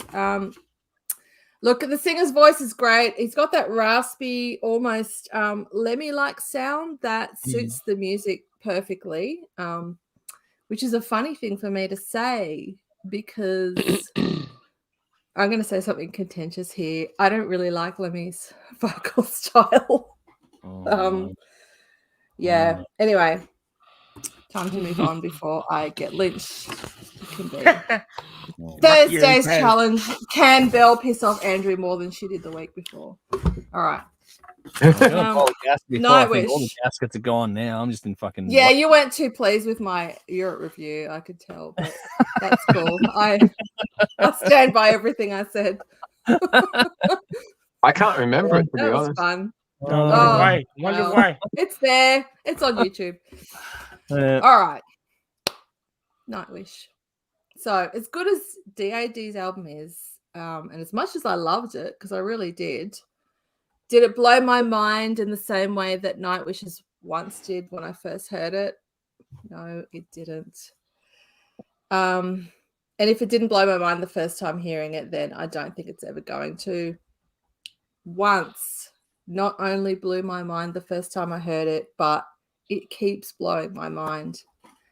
Every time I listen to it, I'm stunned. There is no better feeling than putting on an album you're so familiar with that you know every note that's coming, you know every word that's about to be sung, and you just let it fill you up and take you along for the ride. But as well as I know this album, it still surprises me just how good the music is. Thomas Jalapeno is a god. He's a fucking genius. His music is mesmerizing. It sweeps me away, mind, body, and soul. I don't give a shit how corny or cheesy that sounds. No, it's true. It's just you're enunciating better what I was saying about what makes you feel, and that's what it's about. Yeah. Well, this is what this review is about. I could have. I know that I skipped a few songs in my review of this album last time, and I could have just gone and done those songs, but I didn't want to. I just want to talk about how this album makes me feel, really. So that's what I'm doing here. So for me, this album is an hour-long journey of so many emotions: happiness, sadness, romance, awe, bliss, joy. I can literally feel my heart swelling when I listen to that beautiful Finnish ballad. This album has me moshing and dancing and swaying and just nodding along for the whole hour. There's always so much going on musically and so many layers to take in. How can I ever get tired of listening to this wonderful album? So in case it's unclear, my vote goes to Nightwish once. And if DAD go through, I don't actually care because I will always have this album. That's the music's always going to be there. Fuck yeah, Ben. Well done, Belle. That's Yeah. it though. It really does come down to the little things, and I'm glad that it wasn't just me separating on what made me feel a certain way. Yeah. You got the other way. You went the other way than I did, but I'm glad that that's it's a good way to define it as far as I'm concerned. It's like, just what are you feeling at this point? Yeah. We're not critically analyzing these ones any more than we already have. It's a case of what makes you feel a certain way, I think, anyway. But we have one more to go, so which means, Jeff, as usual, it seems, you get to be the tiebreaker. It's over you to decide which one goes through. Yeah. It's an odd honor. It's an odd honor. Dum, dum, dum. All right. Here we go. What I love is that no one knows which way it's going to go. That's the best thing about it. Please take the floor, Jeff's Jeff. a dark horse. Yeah. I know which way it's going to go. I know. Yeah. All right. But I'll keep it a secret right to the end. All right. So, all right. DAD, I'll do that one first. So, No Fuel Left for the Pilgrims came out in 1989. Now, probably because I've been accused of living under a rock is the reason why I had never heard of these guys. Really? Yeah. Back in 1989, I was a 20-year-old know-it-all still living in Canada who was into all manner of shit disturbing. You know, you name it, I probably did it. And if I hadn't done it by then, I probably would soon. Now, a lot of the music that I was listening to back then came from my mates listening to it, or rock radio. And we had some really awesome rock radio stations back from my neck of the woods back in Canada, or watching on Much Music or reading magazines such as, Circus Magazine, Hit Parader, Cream, Mick Waller crying. Metal Sorry. Edge. Remember Metal Edge? Yeah. Now, Yep. that was just to name a handful. So now keep in mind, this was in the late 80s. The internet was still a few years away. So word of mouth was still king. But even then, a lot of bands would go under the radar and slip through the cracks, never to be heard of. Now, I think DAD for me was such a band. I honestly can't recall ever having listened to this album or even heard about them. And I was an avid reader of magazines like the ones I mentioned above. I literally probably would have owned hundreds of them over the years. And I wish I still had them now because they'd be worth a fucking small fortune. But instead, I was stupid. I used to take scissors to them and cut and make posters and put them on my bedroom wall. I'm sure everyone else can relate to that. Yeah. Yep. So, but I digress. In regards to this album, from this band, and even last week's review of Crash Diet, another band that I was really hearing for the first time. I've been really blown away by the quality of music that I've been hearing. So how the hell did this album come out in the 1980s? And I had never heard of it. I have no idea. I know it lived through the 80s. Might be one of those things where I just missed Canada and hit the rest of, like, it was big here. That's a possibility. And I thought about that, so, but it also might have had something to do with the rock that I was living under as well. I don't know. But I just don't think it was, at least to my knowledge, that it was ever featured or mentioned in the media that I was watching or reading at the time. Yep. And certainly none of my friends, I know what my friends were listening to, and they had, I would have heard it. Because, back in the day, people shared tapes and albums and all kinds of stuff, and everyone listened together. When you're hanging out, you got a ghetto blaster, whatever, you're listening to shit. But so perhaps I'll never know why. But at the end of the day, does it really matter? As the old saying goes, better late than never. So I think what I like about DAD and Crash Diet is it how it's blown my understanding of Nordic music. Their sound has completely shattered my preconceptions of how music from this part of the world should sound. And I suppose that comes down to, in no small part, to my own ignorance. And I'm ashamed that I've lived so many years without knowing bands such as these, because this stuff kicks ass. It's taken me a long time to get to the album review. So, in short, I love it. That opening riff from Sleeping My Day Away is a very, very cool sound. And I knew I had to, as soon as I heard it, I had to fucking learn to play this song. It's one of those riffs, isn't it? You want to play it. Oh, absolutely. And I have, to me, this song sounds like a hit. And once again, that leads me back to, if it was a hit, and I don't know if it was, how could I not have fucking heard it? And yet I'm almost positive that I never have. There's a really cool guitar sound here that permeates the entire album. And I was thinking of, bands like AC/DC, like Airborne. It's got that same sort of guitar-driven rock, which is really cool. And I think the songs on here, outside of Sleeping My Day Away, exceptional songs for me were Point of View, Girl Nation, and Lord of the Atlas. In short, I love what I'm hearing here. And for me, this entire album is full of gems. And because, I should say, unlike what Dave had mentioned, where, he listened to the first half and then by the second half, he was getting bored of it. For me, it was new. So it was all exciting. I was hearing stuff all the way through from beginning to end. I think that the album, I just don't know if it was ever played on Much Music or any of those things, or in those magazines. If it was, it didn't chart in Canada. It charted in the US, Australia, Finland, and Sweden. So that's where it charted. There you go. That's probably why, and that's probably why I never heard them. But at the end of the day, more shame me. I gave it 8 out of 10. Nice. Now, Nightwish, Once, 2004. What can be said about an album that hasn't already been said? all of us have reviewed this album, and not that long ago, it went up against Melissa from Merciful Fate. Yep.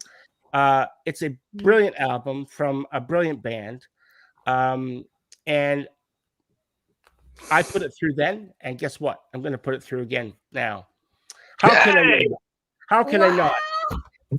Thank No you. Fuel Left for the Pilgrims is a great album, but these are battles that are always done on a case-by-case basis. And so once for me is actually twice, pun intended. It gets my vote this time around. And so, and I'd like to do a bit of a, I'd like to do a bit of a, not a public service announcement, but last week Bell asked me to do something, and I did. So I'd like to make an apology, a public apology. I have listened to. I went back and I listened to Conspiracy about 3 or 4 times.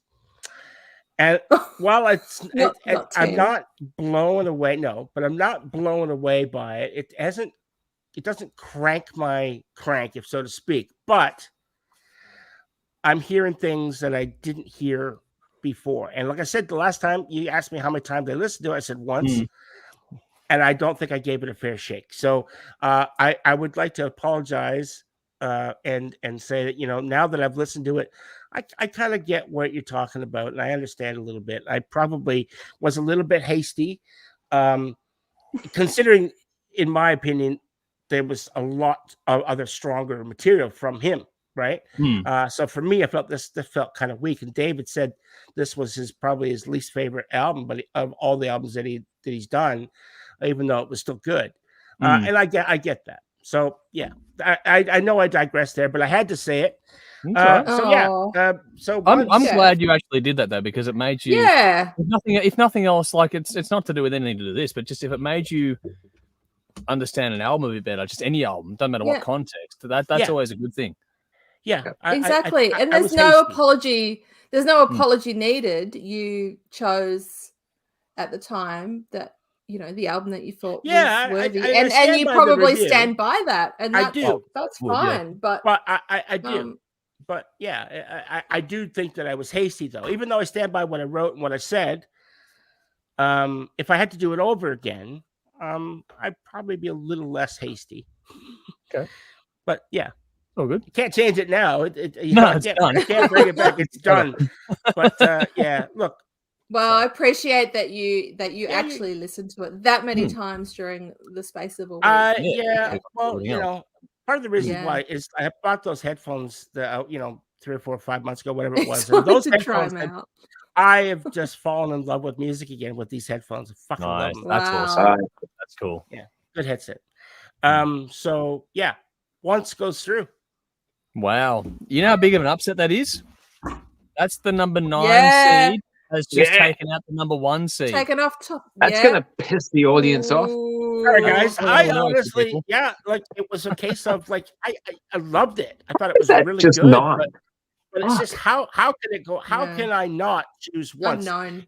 Because it's as Dave said, every fucking song is just you can pick it up and listen to it at any point, and it's just great. I think that in this Nordic round, I'm the kiss of death. Whichever album I vote for, lose. Oh yes, that's true. Sorry, man. You can't get it right. You're all wrong. Fuck you. That's a Dave answer. Clearly, we're all right. Yeah. Oh, man. You're the wrong one. But look, I'm sure you're. How does that work? I'm the producer. How am I wrong? But that's the beauty of it, though. It's not fixed. You just you do it by whatever feels right, and that's what makes this so cool. And yeah, I love it. The opinions tonight have been so varied. It's been really good. That's the good thing. Boring if we all just go, I agree with you. It was good. I'm happy to be the kiss of death if for once I'm picking a losing because it means we're getting different opinions at least. You know what I mean? So I'm content.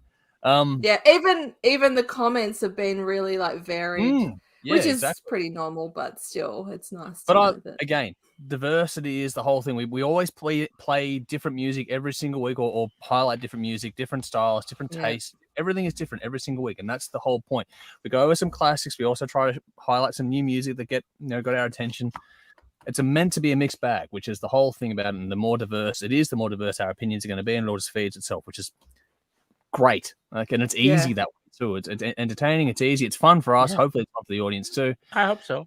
And that's just what it is. But yeah, there you go. The 9th seed just took out the number 1 seed. That is it. One and done for DAD. Wow. We get to go Quality through over the game. quantity. Fucking Well, yeah. we'll see. Next week, I is didn't gonna know be- which way it comments. was going to Right, go. we're gonna read this no one. idea. I'm going to go to the comments, but I'm just going to quickly highlight that next week, let's see how this one goes, because Oh, wait, I gotta Dimmable write this Gears, down. Death Cult Armageddon comes back into play again. This time Ooh. going up against Amon Amarth, Twilight of the Thunder Oh, God. that's a good battle. That's a Yeah. good matchup. That is a That's good gonna battle, be- It's a actually. lot closer. I agree, closer. Dave. And, yeah. Yeah. So Fuck. that one's going to be interesting. So it's Amon Amarth versus Dimmable Gear for next week. Oh, it's What's good the album of listening. Monomarth? What is it? Twilight of the Thunder God. All right. That's it.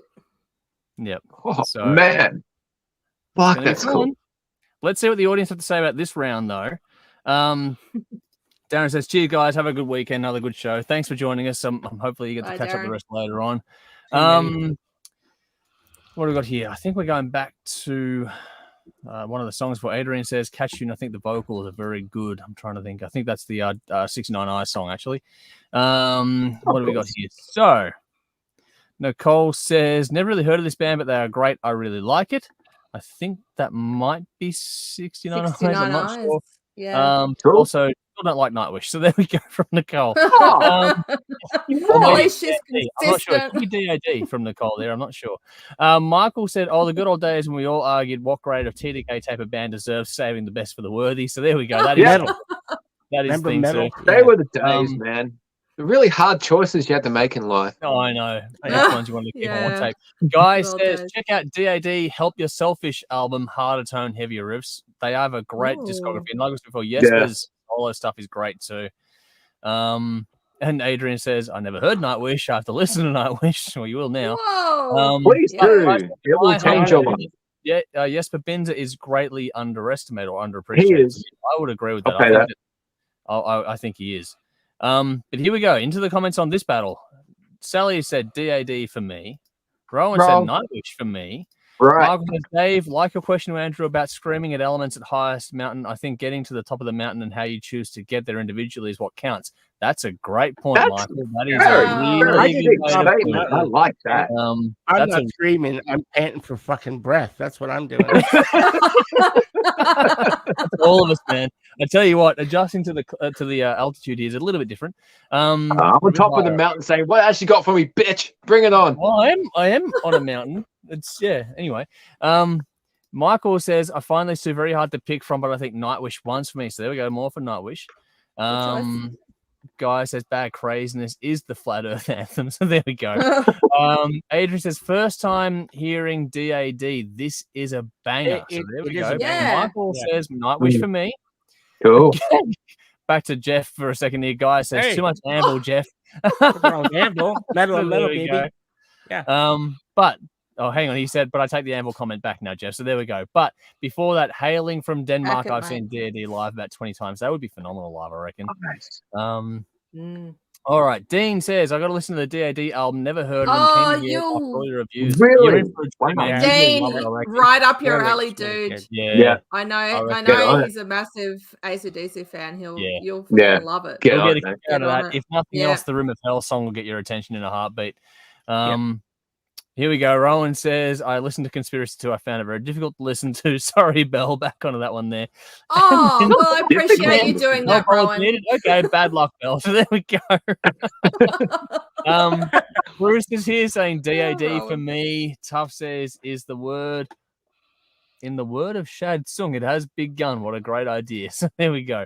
Oh, we go. Sally says, yes, good match there. And then Dean says, great battle next week. Nicole said, yes, DAD. Never heard of them before. Wow, we're getting a lot of people Really? exposed to DAD for the first time. That's pretty cool. Yeah. Considering they used to get a lot of love on the TV stuff. When we played Sleep My Day Away on the TV show, it used to go fucking off. So it's really interesting to see how things have shifted over the years. You haven't played it on TV for ages, but we will Yeah. soon. But it's just one of those You might things. have played it. I watched it. Didn't know who the fuck it was. I have no Yeah. idea.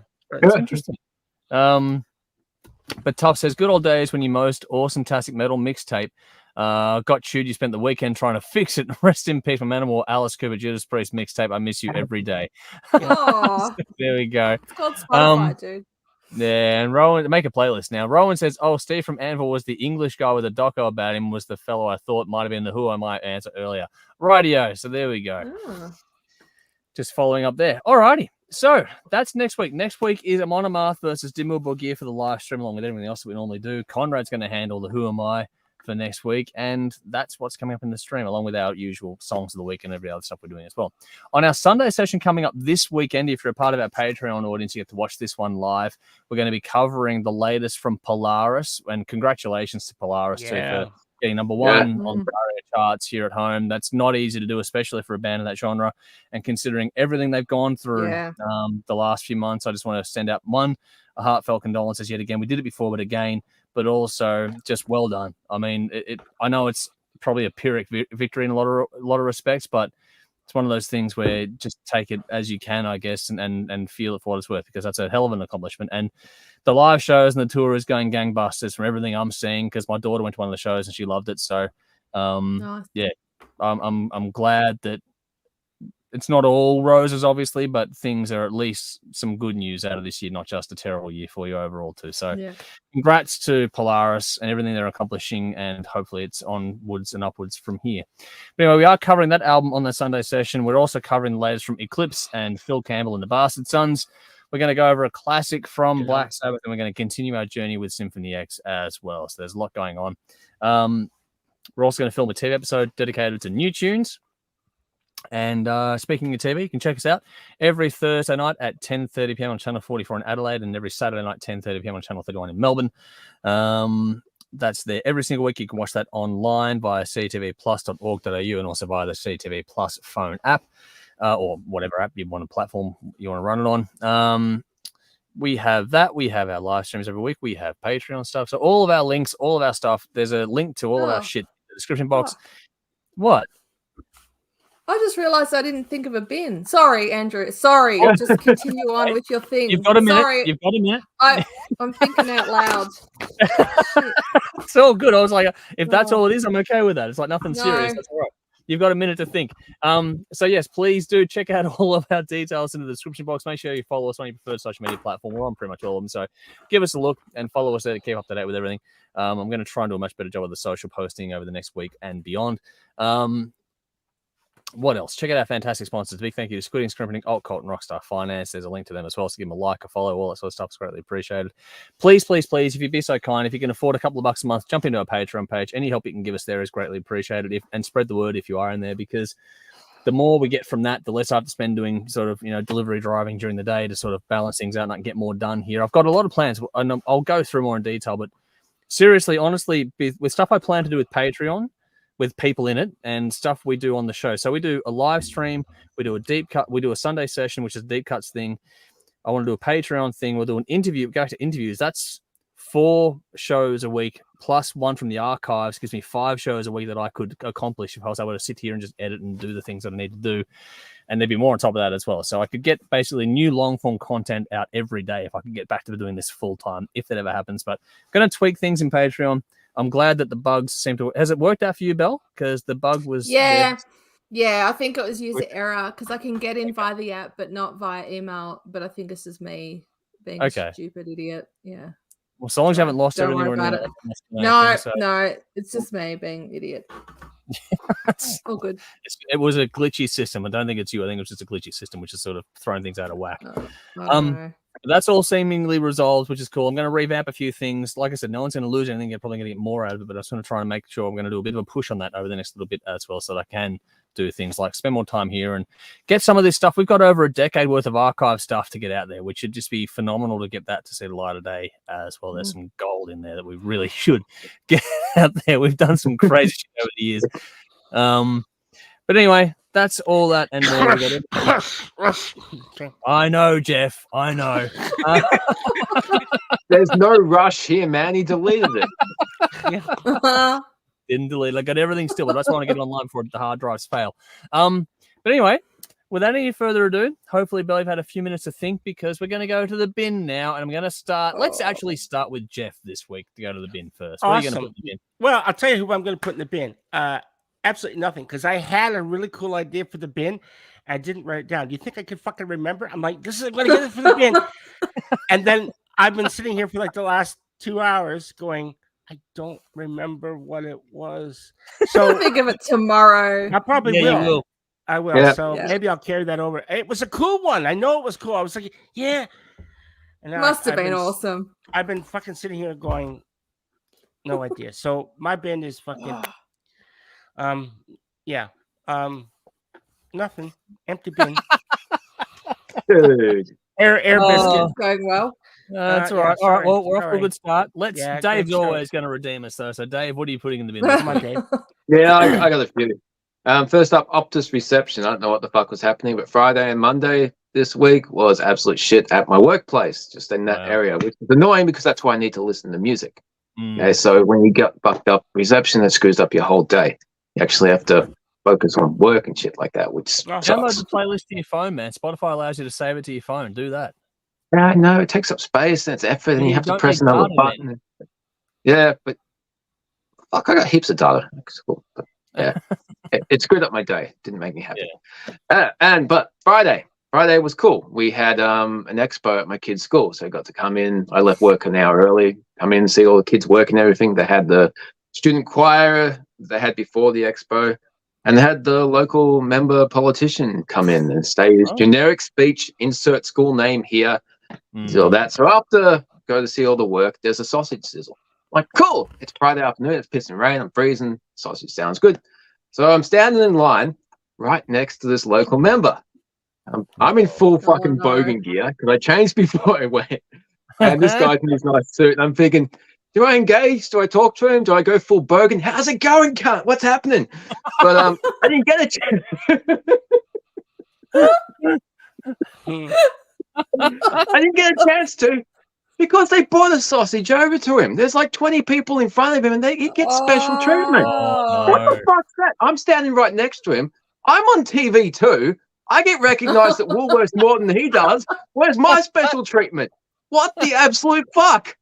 Just because he's wearing a suit, he can get in the bin. Politicians deserve no special treatment, especially when I'm on TV as well. Fuck yeah. The third bin I have, it's deserved. Selfish street parking. Now, if there's like a space in front of people's houses where you can fit 2, maybe 3 cars, do not park half a car space up and completely fuck it for the rest of people. But someone did that outside my work and it blew everyone's parking. But yeah, just be park there near the start of the strip. You can fit 1, 2, 3. Instead of going halfway up, you can only fit 1, 2. You're selfish. Fuck off in the bin. Cool. Yeah, fair enough. Petty. All right. Feel better, Dave? Not really, no, but that politician pissed me off, man. Well, you got it out of your system at least. Yeah. Yeah. It's like therapy, man. The bin's cheaper than a psychologist. It That's is. true. It's probably more effective. No, I didn't say that out loud, did I? Anyway. Anyway. Fuck psychology by a bin. Yeah, I know. Belle, you've had time to think now. What are you putting in the bin? Probably me. I know I've had time to think, and I've thought of fuck all. So I've got nothing for the bin. You but can join know what? me. Yeah. That's a good thing. The fact that, That is a good nothing thing. has pissed me off enough for me to go, you know what, I'm putting that in the bin this week. Because you got your phone back. How about so- losing your phone on public transport? But she got it I back. had a know. happy I ending. thought of that. And But she got I it got back. it back relatively quickly, so it wasn't. And she got an epic story out of it too. So Yeah, it Yeah. wasn't bin. It's not bin worthy. It's like you got the it's commandeer worked of out God out of celebrated. this, man. That's pretty Yeah. cool. Yep. So I don't know. I mean, there's just shit Yeah, like you're the best I got my brother. rego bill in the mail. Oh no, they put that in the bin. Like That's bin worthy. yeah, it's bin worthy, but it's boring shit. So no, I'm sorry. I've got nothing for the bin, and I'm cool That's with all right. that. I'm sorry. Sorry. That's all right. Well, I was serious last week. I'm going to come in hot this week with something really stupid, petty, and fun. Now, All right. let's do it. you fuckwits that follow Melbourne Football Club and the Melbourne Football Club in general, you would think that Braden Maynard from Collingwood launched off the fucking top turnbuckle with a flying elbow to knock out your fucking player. You bunch of Here we absolute go. fucking drop kicks. Watch the footage in real time and then make up your fucking pea-brain little minds, okay? It was not malice. It was not vicious. The way you fuckers, your club included, have carried on trying to bury someone out. I'm doing this because I'm a Collingwood supporter. Yes, fine. But seriously, watching the game, if you follow AFL at all, that is not something you want rubbed out. That was an accident. Shit's going to happen in a contact sport. It happens every year, every week in different sports as well, not just the AFL. These things happen in a contact sport. But the way the people of that support Melbourne Football Club, the way the coach carried on, the way that the fucking Brayshaw family carried on, it's like he didn't try to knock him out. You carrying on like it was the fucking WWE and he's just launched and gone fucking bang like Macho Man Randy Savage style. It's not that, you bunch of half-wits. Fuck me. I couldn't believe the carry on. And you know what? I was laughing my ass off when Brandon Maynard got fucking cleared by the tribunal. The whole thing got thrown out and the AFL got so badly beaten they couldn't even appeal it. So that's how weak the case was to begin with. So get in your fucking box, go at your fucking cheese boards, and when you lose this week, go off to the fucking snow early for your holidays. Fuck off, you bunch of half-wits. Get in the bin. Yay! Tell us what you really think. Yeah. Great rant. Fucking awesome. Fuck me dead. If you follow the sport at all, it's like, what the hell are you talking about? I couldn't believe it. The way they thought he would actually they thought they'd made it out like he tried to kill him. It was like, shit happens. It's a contact sport. It's like, oh my. Yeah. It's turning to the way of the soccer. Oh, it's not even that. Like, the thing is that I follow NFL as well, and someone last year literally died on the field and got revived in the NFL. DeMar Hamlin is a very lucky player. You know, those are the things, like, it's all serious. No one likes seeing serious injuries, but don't make it out like it was vicious. It just, things happen in a contact sport. It's just the way it works. I've seen some crazy shit in hockey. Yeah. You get paid to put your body on the line. No one likes when things go wrong, but you are paid to put your body on the line. That's how it works. You choose to do it. You don't have to. So I couldn't believe the carry. Yeah. I seen a player with it was, talking about injuries and stuff. He got a skate in his jugular and it just Yep. Like he'd survived, but he was lucky. Oh, that'd be like a good horror movie kill. Like, one of the that must have been done. He got taken out of the game because the puck. Like the puck didn't knock him out cold. Absolutely, and I've seen refs get knocked out as well because but I've been hit in the face with the puck. Of course, I had a mask on. I know what it feels like. It rings your bell. But there was a guy, and this brings back a memory. There was a guy, it was a hockey player, and this was back probably 20 years ago. Easy. And he was touted to be some, like, the next big thing, right? And I don't remember his name. I can't remember his name, but he played, I think it might have been St. Louis Blues or something that he played for. I can't remember now. I'd have to go back and look. His career lasted all of 8 or 9 seconds because he was skating. He just came on, the game had just started, and he got cross-checked from behind. He hit his head, neck on the board. He's a quadriplegic for the rest of his life. Yeah, his neck just went. Is that one of the reasons why they banned the back cross-check? Like that? That's one of the reasons. Oh yeah, that's one of the reasons why. So icing now is automatic. They used to have to chase the puck. They chase it, right? And then, of course, whoever gets there first gets hit. And that's right. And so, but now icing is automatic. Yeah. So which makes sense ultimately when you think about it. It's just a better. Yeah, that's right. Yeah, better outcome. It's actually cleaner for the game too. It's just faster that way. Absolutely. I'm sorry, I don't watch or follow ice hockey. What's icing exactly? Icing is when you shoot the puck past the red line and the blue line out of your zone. So it goes basically across the equivalent. Bill, you follow AFL, don't you? Yeah. It's the because you're Essendon, so it's the equivalent of a dump kick out of defense to get the ball out and it goes out of bounds. Yeah. Oh, and okay. And if you do it, it's But- automatic. They blow the whistle and it comes right back. You know. Yeah. It's different context, but it's the equivalent of just getting the puck out of there. Just flick it out there. Who cares what happens? And then the other team gets possession again because you just time wasted. Basically, it's the equivalent. Okay. But in ice hockey, it causes injuries because people chase it, and then it was a problem. Once they got there, there's limited space, and because boarding is what Jeff was talking about, that's where people get crunched into the actual rink itself, and it's pretty nasty. That's why you don't. Brutal sport. Yeah. Oh yeah. Dangerous, but fucking hell, it looks like fun to play. It is fun. That's one of the things I love. I used to play women's AFL. Oh yeah. Back in, I don't know, like early to mid 20s, and that was one of the things I loved about it. Just like bang, smashing into other chicks, and like, you know, it being legal, and like that's what you had to do. And so ice hockey always appealed to me.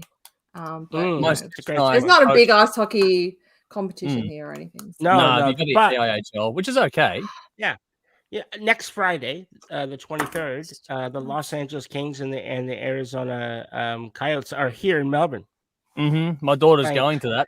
So. Yeah, I wanted to go. The initial tickets. The cost is fucking ridiculous. Wasn't that the really expensive thing that someone? Hundreds of dollars. There was. So initially, right? This is the thing, and I found this out later. Initially, they announced the tickets at like $600, and I was like, "Fuck that! I wouldn't pay that much to see God." But when later on, I found out that the prices, there was other tickets that were a lot cheaper. But by then, I had fucking already missed out, so I was double salty. I think that was a bin for you that week too. It was a bin. It was a bin. It was. Fucking hell. Yeah. But yeah, so contact sports are fun. I used to play gridiron when I was a kid, and I loved doing martial arts. I loved sparring, that kind of stuff. So contact sports are funny. But again, shit happens, and that's just where it just goes wrong sometimes. Hey, I've got a bin.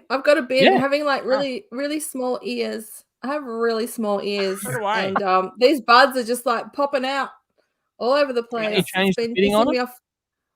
I don't know. Can you do that? Yeah, most of them you can. Oh, you can get the extra, like, what sort of earbuds? The sponge on the end, the foamy bit.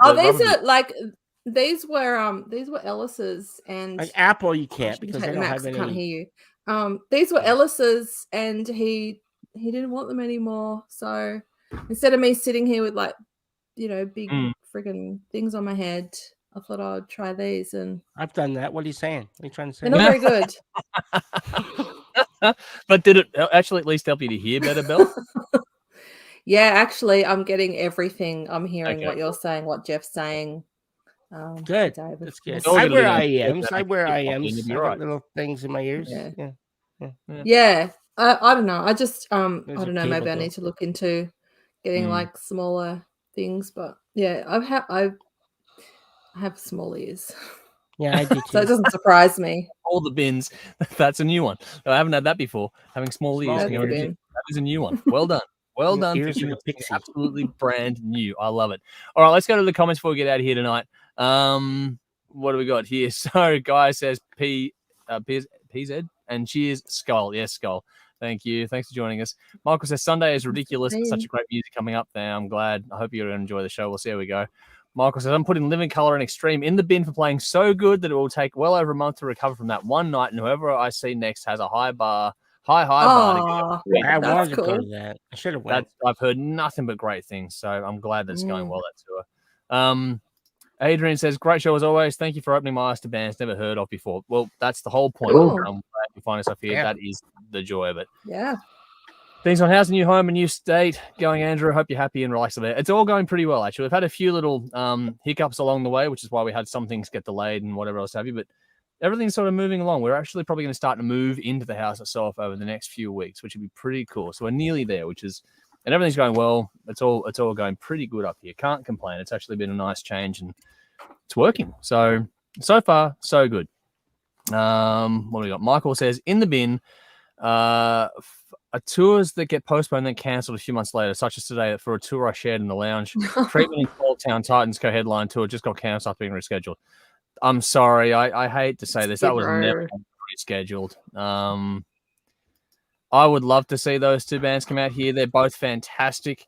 But I think the touring market is going to get a lot worse before it gets better over the next few years. Watching how things are playing out, it's not going well anywhere at the moment. So I think the touring market is going to take a massive dive over the next 3 to 5 years. It's going to take a while for it to come back, if it ever does. It might be time for a change, the way things are playing out. But that's me.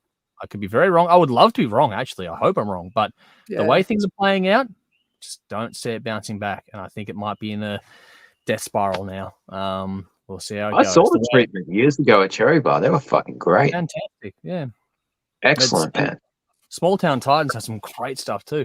But it's just a case of this is a wider topic. I won't go on. I just want to say quickly, that again, I think touring, if you're paying attention, if you're watching me reading between the lines, bands are cancelling more often than they're playing now, and it's becoming a big thing.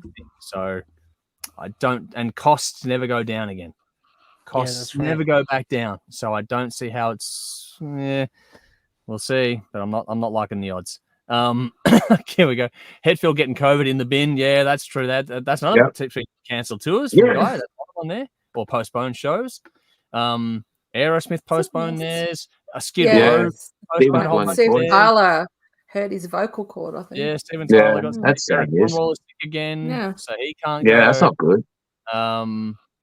What else? Fuck. A metal band, I forget now. They actually posted they cancelled a tour because of poor ticket sales. So yeah, people just don't have the disposable income. Costs are going up, and nothing's coming down, and it's not going to come down for a while. So I just don't see how it bounces back. Anyway, Tough says game with woke shit in them, bin them. I play to escape this batshit crazy world. Yeah, well, that's true. I know what he's talking about. Games in general, I think. Sports and all that sort of stuff. Rowan says, this is a bit off topic, but Unity, the video games engine, in the bin. If you know why, you know why. I don't, but I'll take your word for it. I'll have to ask Ellis. He's all over that shit. I have no idea. Unity's like a check. It's like it's like a check thing that you use to create video games with. Oh, okay.